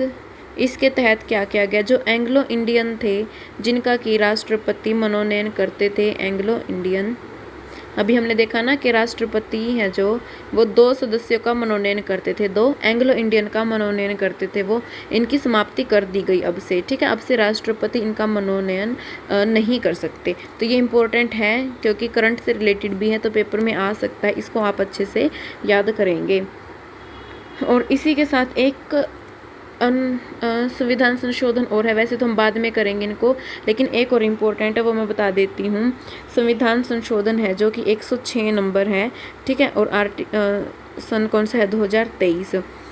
तो 106वां संविधान संशोधन 2023, इसमें क्या कहा गया है, जो महिलाएं हैं उनको, एक मिनट, महिलाओं को लोकसभा, विधानसभा है जितनी भी राज्यों की विधानसभा और दिल्ली की विधानसभा, उनमें 1/3 इनकी जो सीट है वो आरक्षित कर दी गई है।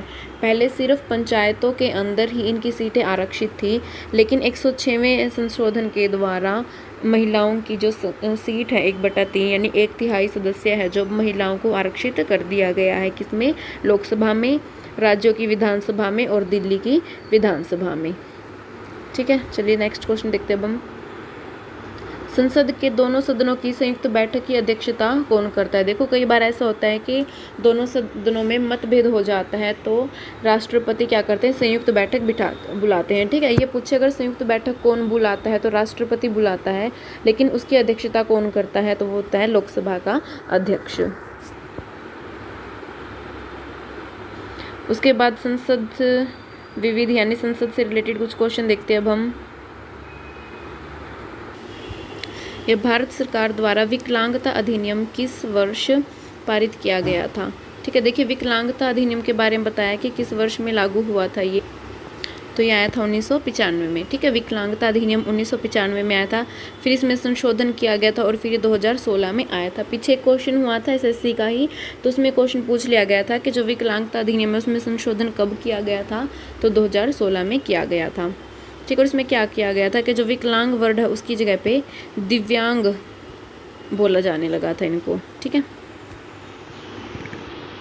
उसके बाद है उपभोक्ता संरक्षण अधिनियम डैश में अधिनियमित किया गया था, तो उपभोक्ताओं के संरक्षण के लिए जो अधिनियम है वो बताना हमें कब आया, ठीक है। तो ये कब आया था, उपभोक्ता संरक्षण अधिनियम 1986 में, 1986 में आया था और इसमें भी संशोधन किया गया था, ठीक है, बाद में। और कब किया गया था संशोधन, 2019 में। भारत में कानून बनाने का अंतिम अधिकार किसके पास होता है, तो कानून बनाने का अधिकार किसके पास होता है, संसद के पास। उसके बाद हम राज्यपाल से रिलेटेड क्वेश्चन करेंगे। देखिए किसी राज्य के राज्यपाल को डैश द्वारा नियुक्त किया जाता है, तो राज्यपाल की नियुक्ति कौन करता है, भारत के राष्ट्रपति करते हैं। भारतीय संविधान का कौन सा अनुच्छेद राज्यों में राज्यपालों का प्रावधान करता है, तो राज्यपाल से रिलेटेड पूछा गया है कि आर्टिकल कौन सा होगा, ठीक है। तो राज्यपाल से रिलेटेड आर्टिकल कौन सा है हमारा, 153। इसमें कुछ इंपॉर्टेंट आर्टिकल देख लेते हैं। 153 है जो राज्यपाल से रिलेटेड है, और राज्यपाल की जो शक्ति है वो आती है 154 में, ठीक है, 154 में आती हैं। और राज्यपाल की नियुक्ति वैसे तो इतना डिटेल में नहीं पूछेगा, लेकिन फिर भी कर लीजिए, नियुक्ति आती है 155 में और इसका कार्यकाल आता है 156 में, योग्यताएं 157 में आती हैं इसकी, ठीक है। और इसमें क्या इम्पोर्टेंट है, जो हमने पीछे देखा था कि इसको क्षमा करने की शक्ति होती है, क्षमादान की शक्ति, ये इम्पोर्टेंट है, 161 में आता है। और इसको भी अध्यादेश जारी करने की शक्ति प्राप्त होती है, जो कि है आर्टिकल 213 के तहत, ठीक है। और विधेयक पारित होता है, तो विधेयक पर भी इनको सहमति देनी होती है, तो वो आर्टिकल नंबर 200 के तहत होता है। ठीक है, तो इसमें इतना ही है राज्यपाल में। बाकी क्वेश्चन देखते हैं अब हम इससे रिलेटेड क्या है। भारतीय संविधान के अनुसार ऐसे अधिकतम कितने राज्य हैं जहां केवल एक ही व्यक्ति को राज्यपाल नियुक्त किया जा सकता है। तो ये पूछा है कि संविधान के अनुसार ऐसे राज्य बताओ कितने हैं जहां पे सिर्फ एक ही व्यक्ति राज्यपाल बन सकता है। ठीक है, तो ऐसी कोई संविधान में लिखा नहीं गया कि कितने व्यक्ति को कितने का राज्यपाल बनाया जाता है। ठीक है, तो जैसे में बोला गया है कि ऐसी जगह बताओ ऐसे कितने राज्य हैं जहाँ पे एक ही व्यक्ति को राज्यपाल नियुक्त किया जा सकता है। तो देखिए हर राज्य के लिए अलग अलग राज्यपाल होता है। ये आर्टिकल 153 में बताया गया है कि हर राज्य के लिए अलग राज्यपाल होता है। लेकिन कई बार ऐसी सिचुएशन आ जाती है कि एक ही राज्यपाल है जो उसको कई सारे राज्यों का राज्यपाल घोषित कर दिया जाता है। तो इसके लिए कोई लिमिट नहीं होती है। ठीक है, तो इसका आंसर हो जाएगा ए, कोई सीमा नहीं होती इसकी। उसके बाद है किसी राज्य के राज्यपाल के रूप में नियुक्ति के लिए भारत के संविधान द्वारा निर्धारित न्यूनतम आयु कितनी है। तो राज्यपाल हो, चाहे राष्ट्रपति हो, चाहे उपराष्ट्रपति हो, इसकी मिनिमम आयु कितनी होती है? 35 वर्ष की। अगला निम्नलिखित कथनों में से कौन सा सही है? तो न्यूनतम आयु 30 है, नहीं, हमने देखा अभी 35 होती है।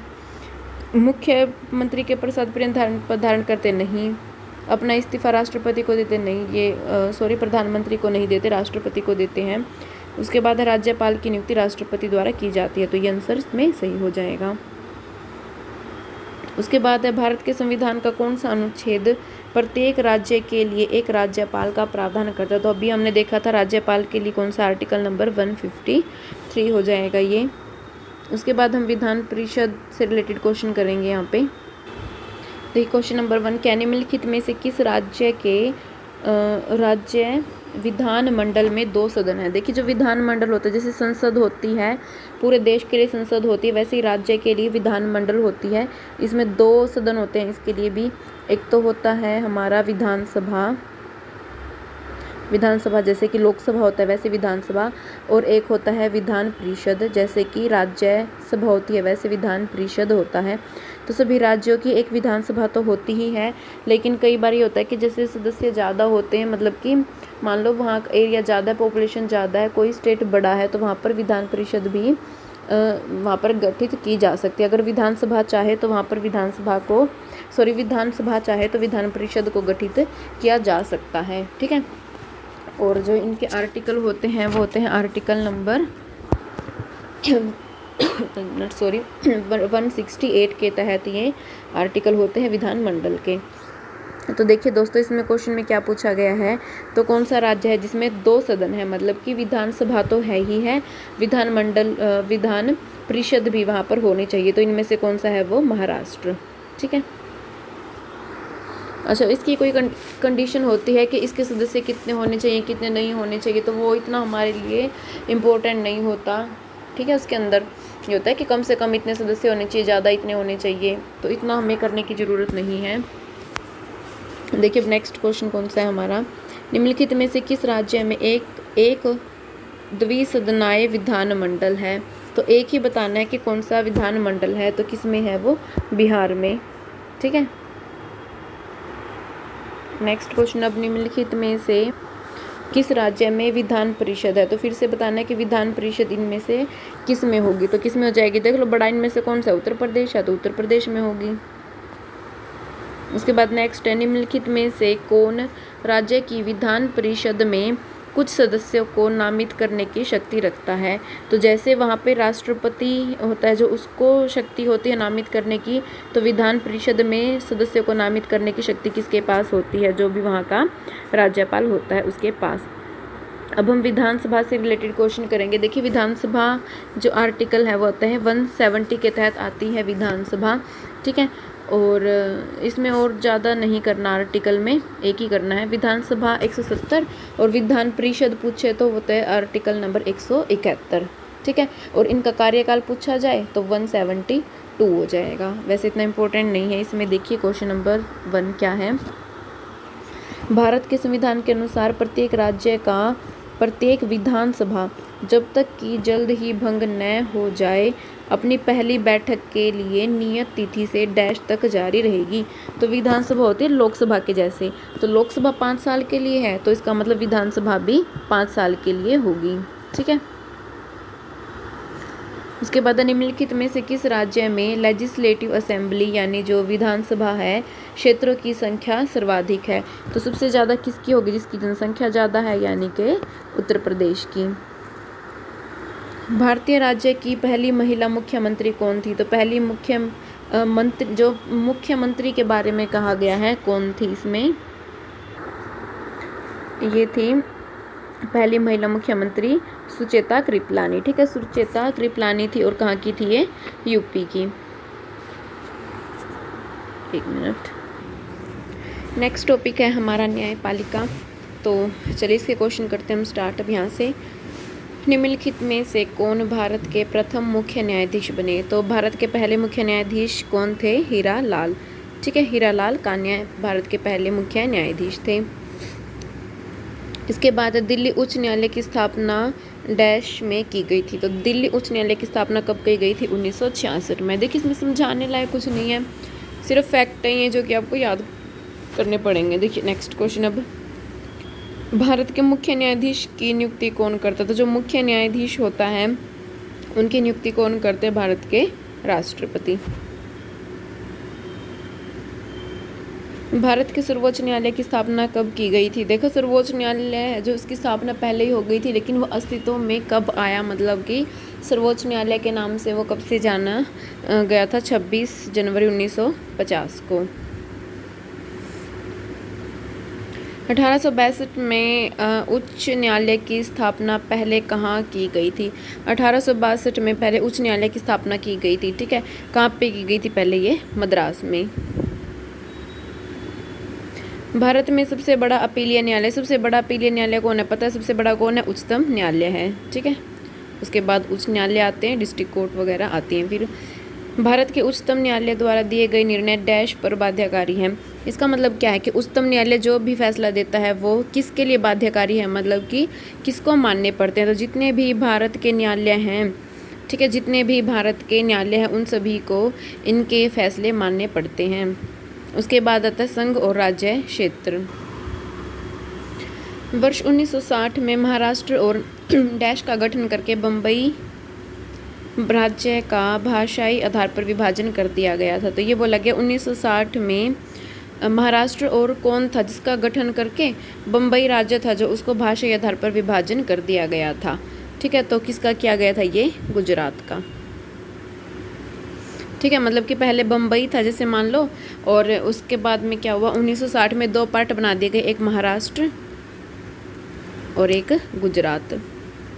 ठीक है दोस्तों, जिसको डिटेल में देखनी है ना ये वीडियो, क्योंकि इसमें एमटीएस में इससे ज़्यादा क्वेश्चन नहीं पूछे जाते, सिर्फ एक ही क्वेश्चन पूछा गया था ये 221 में। इसके बाद देखिए इस टॉपिक से रिलेटेड कोई भी क्वेश्चन नहीं है। तो जिसको अगर ये करना है, मतलब अगर चाहता है कि हाँ मैं करना चाहता हूँ, तो वो हमारी चैनल पर वीडियो बनी हुई है पॉलिटी क्लास की, शायद क्लास नंबर 3 या 4 है। तो वहाँ पर राज्यों का पुनर्गठन वहाँ पर सभी बताए गए हैं कि कौन सा राज्य कब बना था, तो वहाँ से देख लीजिएगा। ठीक है, यहाँ पर हम ज़्यादा डिटेल में नहीं करेंगे।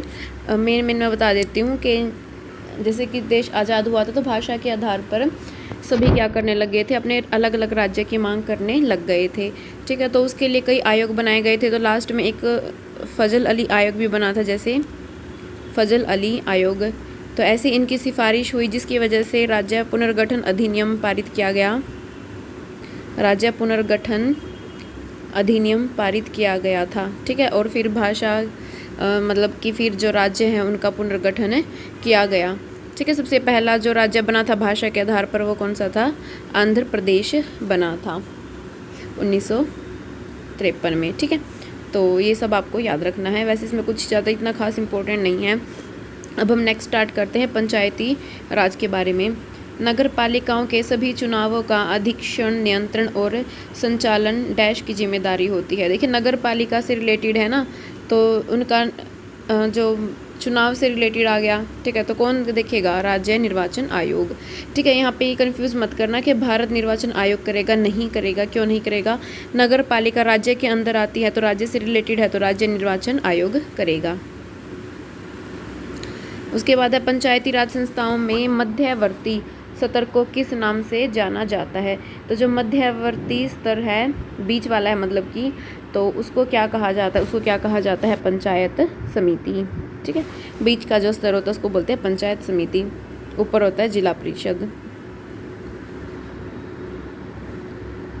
कोई पंचायत अपनी पहली बैठक के लिए नियत तिथि से डैश तक चलती है, मतलब कि पहली बैठक हुई है मान लो, तो इनका मतलब एक टाइप से इनका टाइम पीरियड पूछा गया है कि इनका टाइम पीरियड कितने साल का होता है, तो ये होता है 5 साल का। उसके बाद निर्वाचन से रिलेटेड क्वेश्चन करते हैं अब हम। भारत में संसद के दोनों सदनों का चुनाव कौन कराता है, तो पूछा गया संसद के दोनों सदनों का चुनाव कौन कराएगा। तो देखो चुनाव कराने की बात है तो कौन करवाएगा इसका, निर्वाचन आयोग। किसी चुनाव में मतदान करने वाले पात्र मतदाताओं के प्रतिशत को क्या कहा जाता है। देखिए जो मतदाताएं हैं उनके प्रतिशत को क्या बोलेंगे, मतदान प्रतिशत। ठीक है, कितना मतदान हुआ है मतलब कि, तो प्रतिशत बोला जाता है। महाराष्ट्र की पहली महिला चुनाव आयुक्त कौन थी, तो महाराष्ट्र की बताने की पहली महिला चुनाव आयुक्त कौन सी थी, तो कौन थी वो, सत्यनारायण। ठीक है, सत्यनारायण थी। निर्वाचक नामावली, देखिए लिस्ट, जैसे आप वोट वगैरह देते हो, अभी तो इलेक्शन हुए हैं तो वोट देते हो, उसमें नाम लिखे जाते हैं, तो ये सूची बनी होती है, नामावली नाम होते हैं जिसकी, उसको क्या बोला जाता है, मतदाता सूची। निम्नलिखित में से कौन सा सरकारी प्राधिकारी भारत के मुख्य चुनाव आयुक्त की नियुक्ति कर सकता है, तो मुख्य चुनाव आयुक्त है जो और अन्य चुनाव आयुक्त, इनकी नियुक्ति कौन करता है, राष्ट्रपति करते हैं। सरकार के कार्यकाल के दौरान उत्पन्न होने वाली रिक्ति को भरने के लिए किसी राजनीतिक संसदीय विधानसभा क्षेत्र में होने वाले चुनाव को क्या कहा जाता है। देखिए सरकार का कार्यकाल चल रहा है, ठीक है, मतलब कि सरकार चली हुई है, लेकिन किसी वजह से वहाँ पर गैप आ गया मतलब कि उसकी जो सीट है वो खाली है। जैसे मान लो राष्ट्रपति थे और एक बार के लिए मतलब किसी देश चले गए, तो उनकी जगह जो वैकेंट हो गई, खाली हो गई, तो उसके लिए जो चुनाव करवाया जाता है, उस टाइम पे जो चुनाव होता है उसको क्या बोलते हैं, उप चुनाव। नेक्स्ट करते हैं हम आयोग और समिति से रिलेटेड क्वेश्चन नंबर 1 क्या है इसमें, निम्नलिखित में से किसका गठन भारतीय संविधान के अनुच्छेद 280 के तहत किया गया है। तो आर्टिकल नंबर 280 पूछा है किसके बारे में है, तो किससे रिलेटेड है, वो वित्त आयोग से रिलेटेड है। हर 5वें वर्ष क्या होता है, वित्त आयोग का गठन किया जाता है, मतलब 5 साल बाद गठन किया जाता है। जगह भारत के राष्ट्रपति द्वारा 15वें वित्त आयोग का गठन कितने वर्ष की अवधि के लिए किया गया, तो अभी किया था 5 साल के लिए इनका गठन किया जाता है। किस आयोग ने सरकारी सेवाओं के सभी सत्रों में ओबीसी उम्मीदवारों के लिए 27% आरक्षण की सिफारिश की थी। तो ये बताना है कि ओबीसी के लिए 27% जो आरक्षण दिया जाएगा वो किसने सिफारिश की थी। ठीक है, किस आयोग ने सिफारिश की थी, वो मंडल आयोग ने। देखिए इसमें समझाने लायक कुछ नहीं, आपको याद करने पड़ेंगे ये तो। ठीक है, उसके बाद है भारतीय संविधान के अनुसार संघ लोक सेवा आयोग का सदस्य 6 वर्ष की अवधि के लिए या फिर 65 वर्ष की आयु पूरी होने तक अपने पद पर रहता है। ठीक है, तो क्या होता है, जो संघ लोक सेवा आयोग है उनका जो सदस्य होता है उसका टाइम पीरियड क्या माना जाता है कि या तो 6 साल या फिर 65 वर्ष की आयु होती है। ठीक है,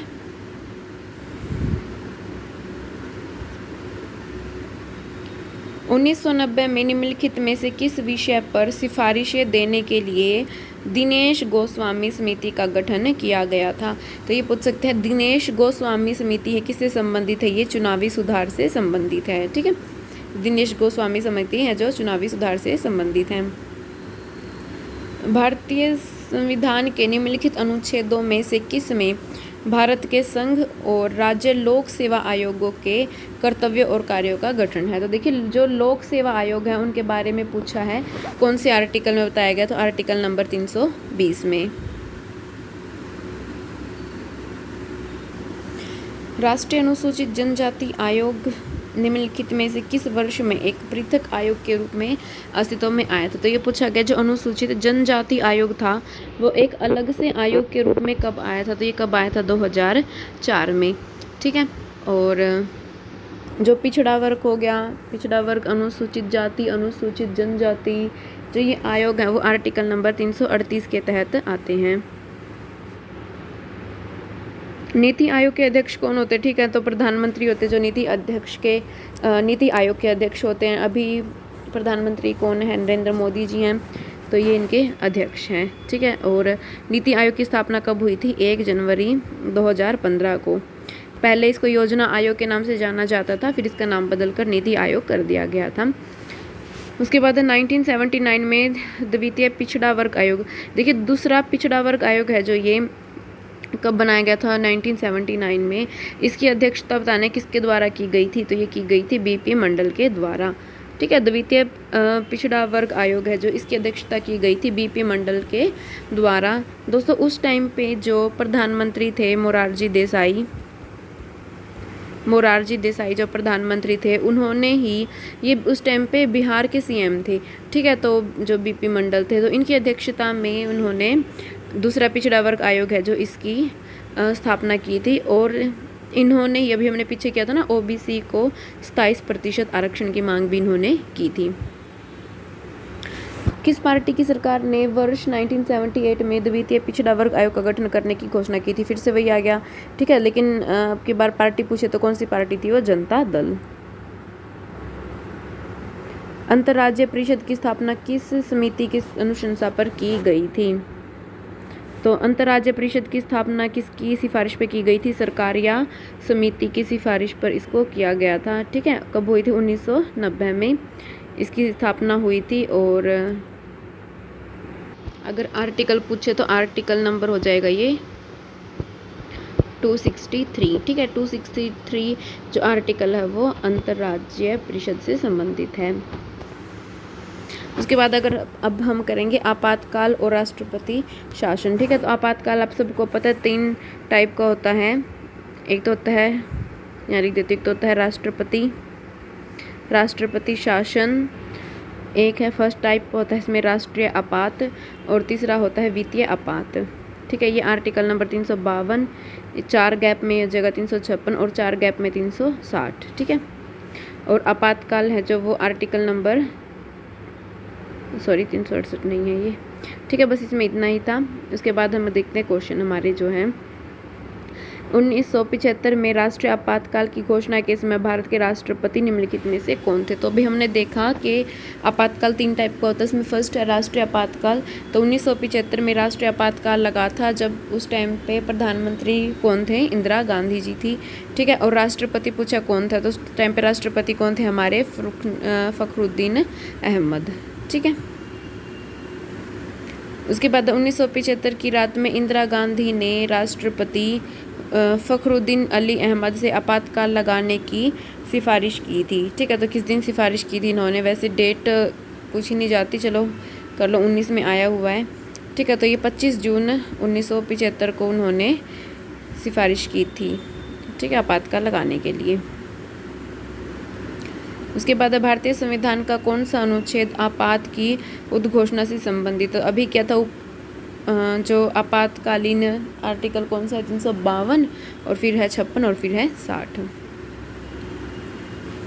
अनुच्छेद डैश राष्ट्रपति को वित्तीय आपातकाल। देखो, वित्तीय आपातकाल किस में किया था हमने? 360 में। उसके बाद अब हम करते हैं संविधान संशोधन से रिलेटेड क्वेश्चन जो आए हुए हैं। देखिए, पहला संशोधन कब हुआ था? 1951 में।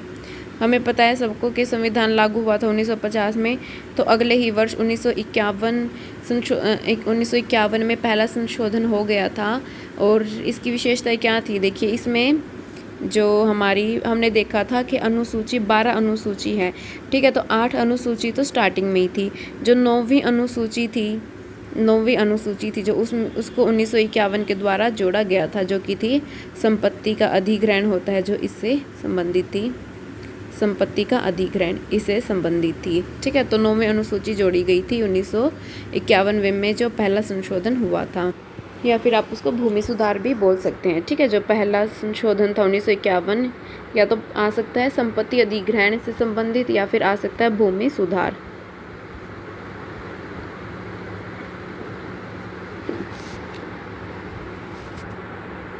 उसके बाद है 74वां संविधान संशोधन 1992 ने भारतीय संविधान में कौन सा भाग जोड़ा है? तो पूछा है कि 74वां संविधान संशोधन हुआ था जो, तो उसमें कौन सा भाग जोड़ा गया था। तो अब हमें पता है कि जो 74वां संविधान संशोधन हुआ था 1992, उसमें नगर पालिका को जोड़ा गया था। ठीक है, नगर पालिका है जो उसको जोड़ा गया था। अब नगर पालिका का सबको पता है कि भाग कौन सा था, तो कौन सा भाग था वो 9A। ठीक है, 9A वो भाग था। 9B तो है सहकारी समिति। 74वां संशोधन, अच्छा इसी से रिलेटेड है 73वां संशोधन। 73वां संशोधन वो भी 1992 का है, और इसमें क्या जोड़ा गया था, कोई बताएगा? 73वें में क्या जोड़ा गया था? ग्राम पंचायत। ठीक है, 74 में तो जो अभी हमने देखा नगर पालिका थी, और 73वें में ग्राम पंचायत। और अगर भाग पूछा जाए तो भाग नंबर 9। ठीक है, और बस इसमें इतना ही था। ये आ ही गया। 73वें संविधान संशोधन अधिनियम के अनुसार पंचायत का कार्यकाल कितना होता है? तो पंचायत का कार्यकाल कितना होता है? 5 वर्ष का। 73वें संवैधानिक संशोधन अधिनियम ने भारतीय संविधान में कौन सा भाग जोड़ा है? तो अभी क्या था, 73वें संशोधन के द्वारा पंचायत जोड़ी गई थी, जो कि भाग नंबर 9 में आती है। अच्छा, इसमें इतना ही है। और इम्पोर्टेंट हमने अभी पीछे भी किए थे। एक तो था 106, जिसमें कि महिलाओं की जो सीट है उसको रिजर्व करने के लिए कहा गया था। और 104 किया था, जिसमें कि लोकसभा में जो 2 सीटें राष्ट्रपति मनोनीत करता था उसको हटा दिया गया था। 103 नंबर का जो संशोधन था उसमें क्या था, EWS को 10% का रिजर्वेशन दिया गया जाता है। ठीक है, इसमें बात की गई थी EWS को 10% रिजर्वेशन देने की। और इसमें क्या इम्पोर्टेंट है, 102वां जो संशोधन हुआ था उसमें राष्ट्रीय पिछड़ा आयोग है जो उससे रिलेटेड था ये। और अच्छा, एक ये भी इम्पोर्टेंट है 101वां संशोधन। 101वां संशोधन 2016 में हुआ था, जिसमें कि GST को लागू किया गया था। ठीक है, और GST को पूछे कब लागू किया गया था, तो 1 जुलाई 2017 से इसको लागू किया गया था। ठीक है, और मेन तो इसमें यही है। मौलिक कर्तव्य बताया गया था, सवर्ण सिंह समिति से जोड़ा गया था। 42वां संशोधन हुआ था, जो 42वें संशोधन को मिनी संविधान भी कहा जाता है। ठीक है, और संपत्ति का जो अधिकार हटाया गया था ये भी हमने देखा था। 44वां संशोधन 1978 हुआ था, जो उसके द्वारा हटाया गया था। बस इसमें मेन तो इतने ही हैं। चलिए अब हम नेक्स्ट देखते हैं। हमारा टाइप जो कि है महान्यायवादी और नियंत्रक और महालेखा परीक्षक, यानी अटॉर्नी जनरल और कंट्रोलर एंड ऑडिटर जनरल। ठीक है, इनकी नियुक्ति, दोनों की ही नियुक्ति, महान्यायवादी हो या फिर नियंत्रक और महालेखा परीक्षक हो, दोनों की नियुक्ति कौन करता है? राष्ट्रपति करते हैं। चलिए ठीक है, तो यह भारत सरकार का कौन सा अधिकारी सदस्य न होते हुए भी भारतीय संसद की कार्यवाही में भाग लेने का अधिकार रखता है? मतलब कि संसद का सदस्य नहीं होता, लेकिन जब भी संसद की कार्यवाही होती है, सत्रावसान होता है, मान लो सत्र चलता है, तो वो उसमें पार्टिसिपेट कर सकता है, भाग ले सकता है। तो कौन होता है वो? भारत का अटॉर्नी जनरल, यानी कि भारत का महान्यायवादी। ठीक है, भारत का महान्यायवादी क्या कर सकता है? उसमें भाग ले सकता है, लेकिन इसको वोट देने का अधिकार नहीं होता। ठीक है, वोट नहीं दे सकता ये, इसमें सिर्फ अपना निर्णायक मत रख सकता है। उसके बाद हम बात करते हैं राजनीतिक दल हैं जो जितने भी पॉलिटिकल पार्टी, उनसे रिलेटेड। देखिए दोस्तों, इससे रिलेटेड क्वेश्चन बहुत ही कम देखने को मिलते हैं। ठीक है, तो इसमें एक ही क्वेश्चन आया हुआ है, ये भारतीय कम्युनिस्ट पार्टी मार्क्सवादी का गठन किस वर्ष में किया गया था? जो मार्क्सवादी है इसका गठन हमें बताना है किस वर्ष किया गया था। तो नेक्स्ट टॉपिक है अब हमारा राष्ट्र प्रतीक।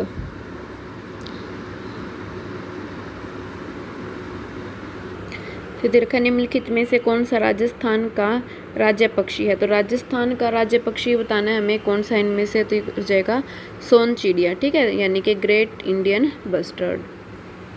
में यह उल्लिखित है कि देवनागरी लिपि में लिखित हिंदी संघ की राजभाषा होगी। हिंदी हमारी राजभाषा होगी, ये किस आर्टिकल में? आर्टिकल नंबर 343(1) में। ठीक है, अच्छा ये क्वेश्चन रह गया एक, भारतीय संविधान का कौन सा अनुच्छेद हिंदी को संघ की आधिकारिक भाषा के रूप में निर्देशित करता है? तो हिंदी संघ की भाषा होगी, ये तो बताता है 343। ठीक है, और जो ये हिंदी संघ की भाषा होगी और देवनागरी लिपि में होगी, ये बताता है 343(1). ठीक है, देवनागरी लिपि होगी 343(1), ये बताता है हमें। फिर उसके बाद है भारतीय संविधान के निम्नलिखित में से किस अनुच्छेद ने 25 जनवरी 1965 के बाद भी आधिकारिक प्रयोजनार्थ अंग्रेजी के निरंतर उपयोग के लिए संसद को कानून बनाने का अधिकार दिया है? तो अंग्रेजी का उसके बाद भी उपयोग कर सकते हैं, इसके लिए कानून बनाया गया था। तो ये आर्टिकल नंबर बताना कौन सा होगा, तो जगह 343(3). भारत में शास्त्रीय भाषा का दर्जा प्राप्त करने वाली पहली भाषा, देखिए शास्त्रीय भाषा 6 शास्त्रीय भाषा थी, अब तो और भी ऐड कर दी गई हैं। तो शास्त्रीय भाषा थी जो पहले, सबसे पहले कौन सी थी, तमिल थी। ठीक है, तमिल है, फिर उसके बाद कौन सी है, तेलुगु है, फिर कन्नड़ है, मलयालम है, संस्कृत है, उड़िया है। ठीक है, तो ये हो जाएंगी। चलो दोस्तों, आज की क्लास में इतना ही। यहाँ पर हमने पॉलिटी के जितने भी प्रीवियस क्वेश्चन हैं और उनसे रिलेटेड जो क्वेश्चन एग्ज़ाम में आ सकते हैं, ठीक है, वो सभी डिस्कस कर लिए हैं। और आपको वीडियो अच्छी लगी हो तो प्लीज़ ज़्यादा से ज़्यादा चैनल को शेयर कीजिएगा। और दोस्तों, ऐसे ही डेली 5 दिन तक ऐसे ही डेली 5 मैराथन आएंगे, मतलब कि हर सब्जेक्ट वाइज उसमें PYQ करवाए जाएंगे। जैसे कि आज पॉलिटी के PYQ करवाए गए हैं, ऐसे ही एक दिन स्टैटिक के, फिर हिस्ट्री के, जियो के, ऐसे ही 5 दिन तक 5 लगातार आपकी PYQ करवाई जाएंगी।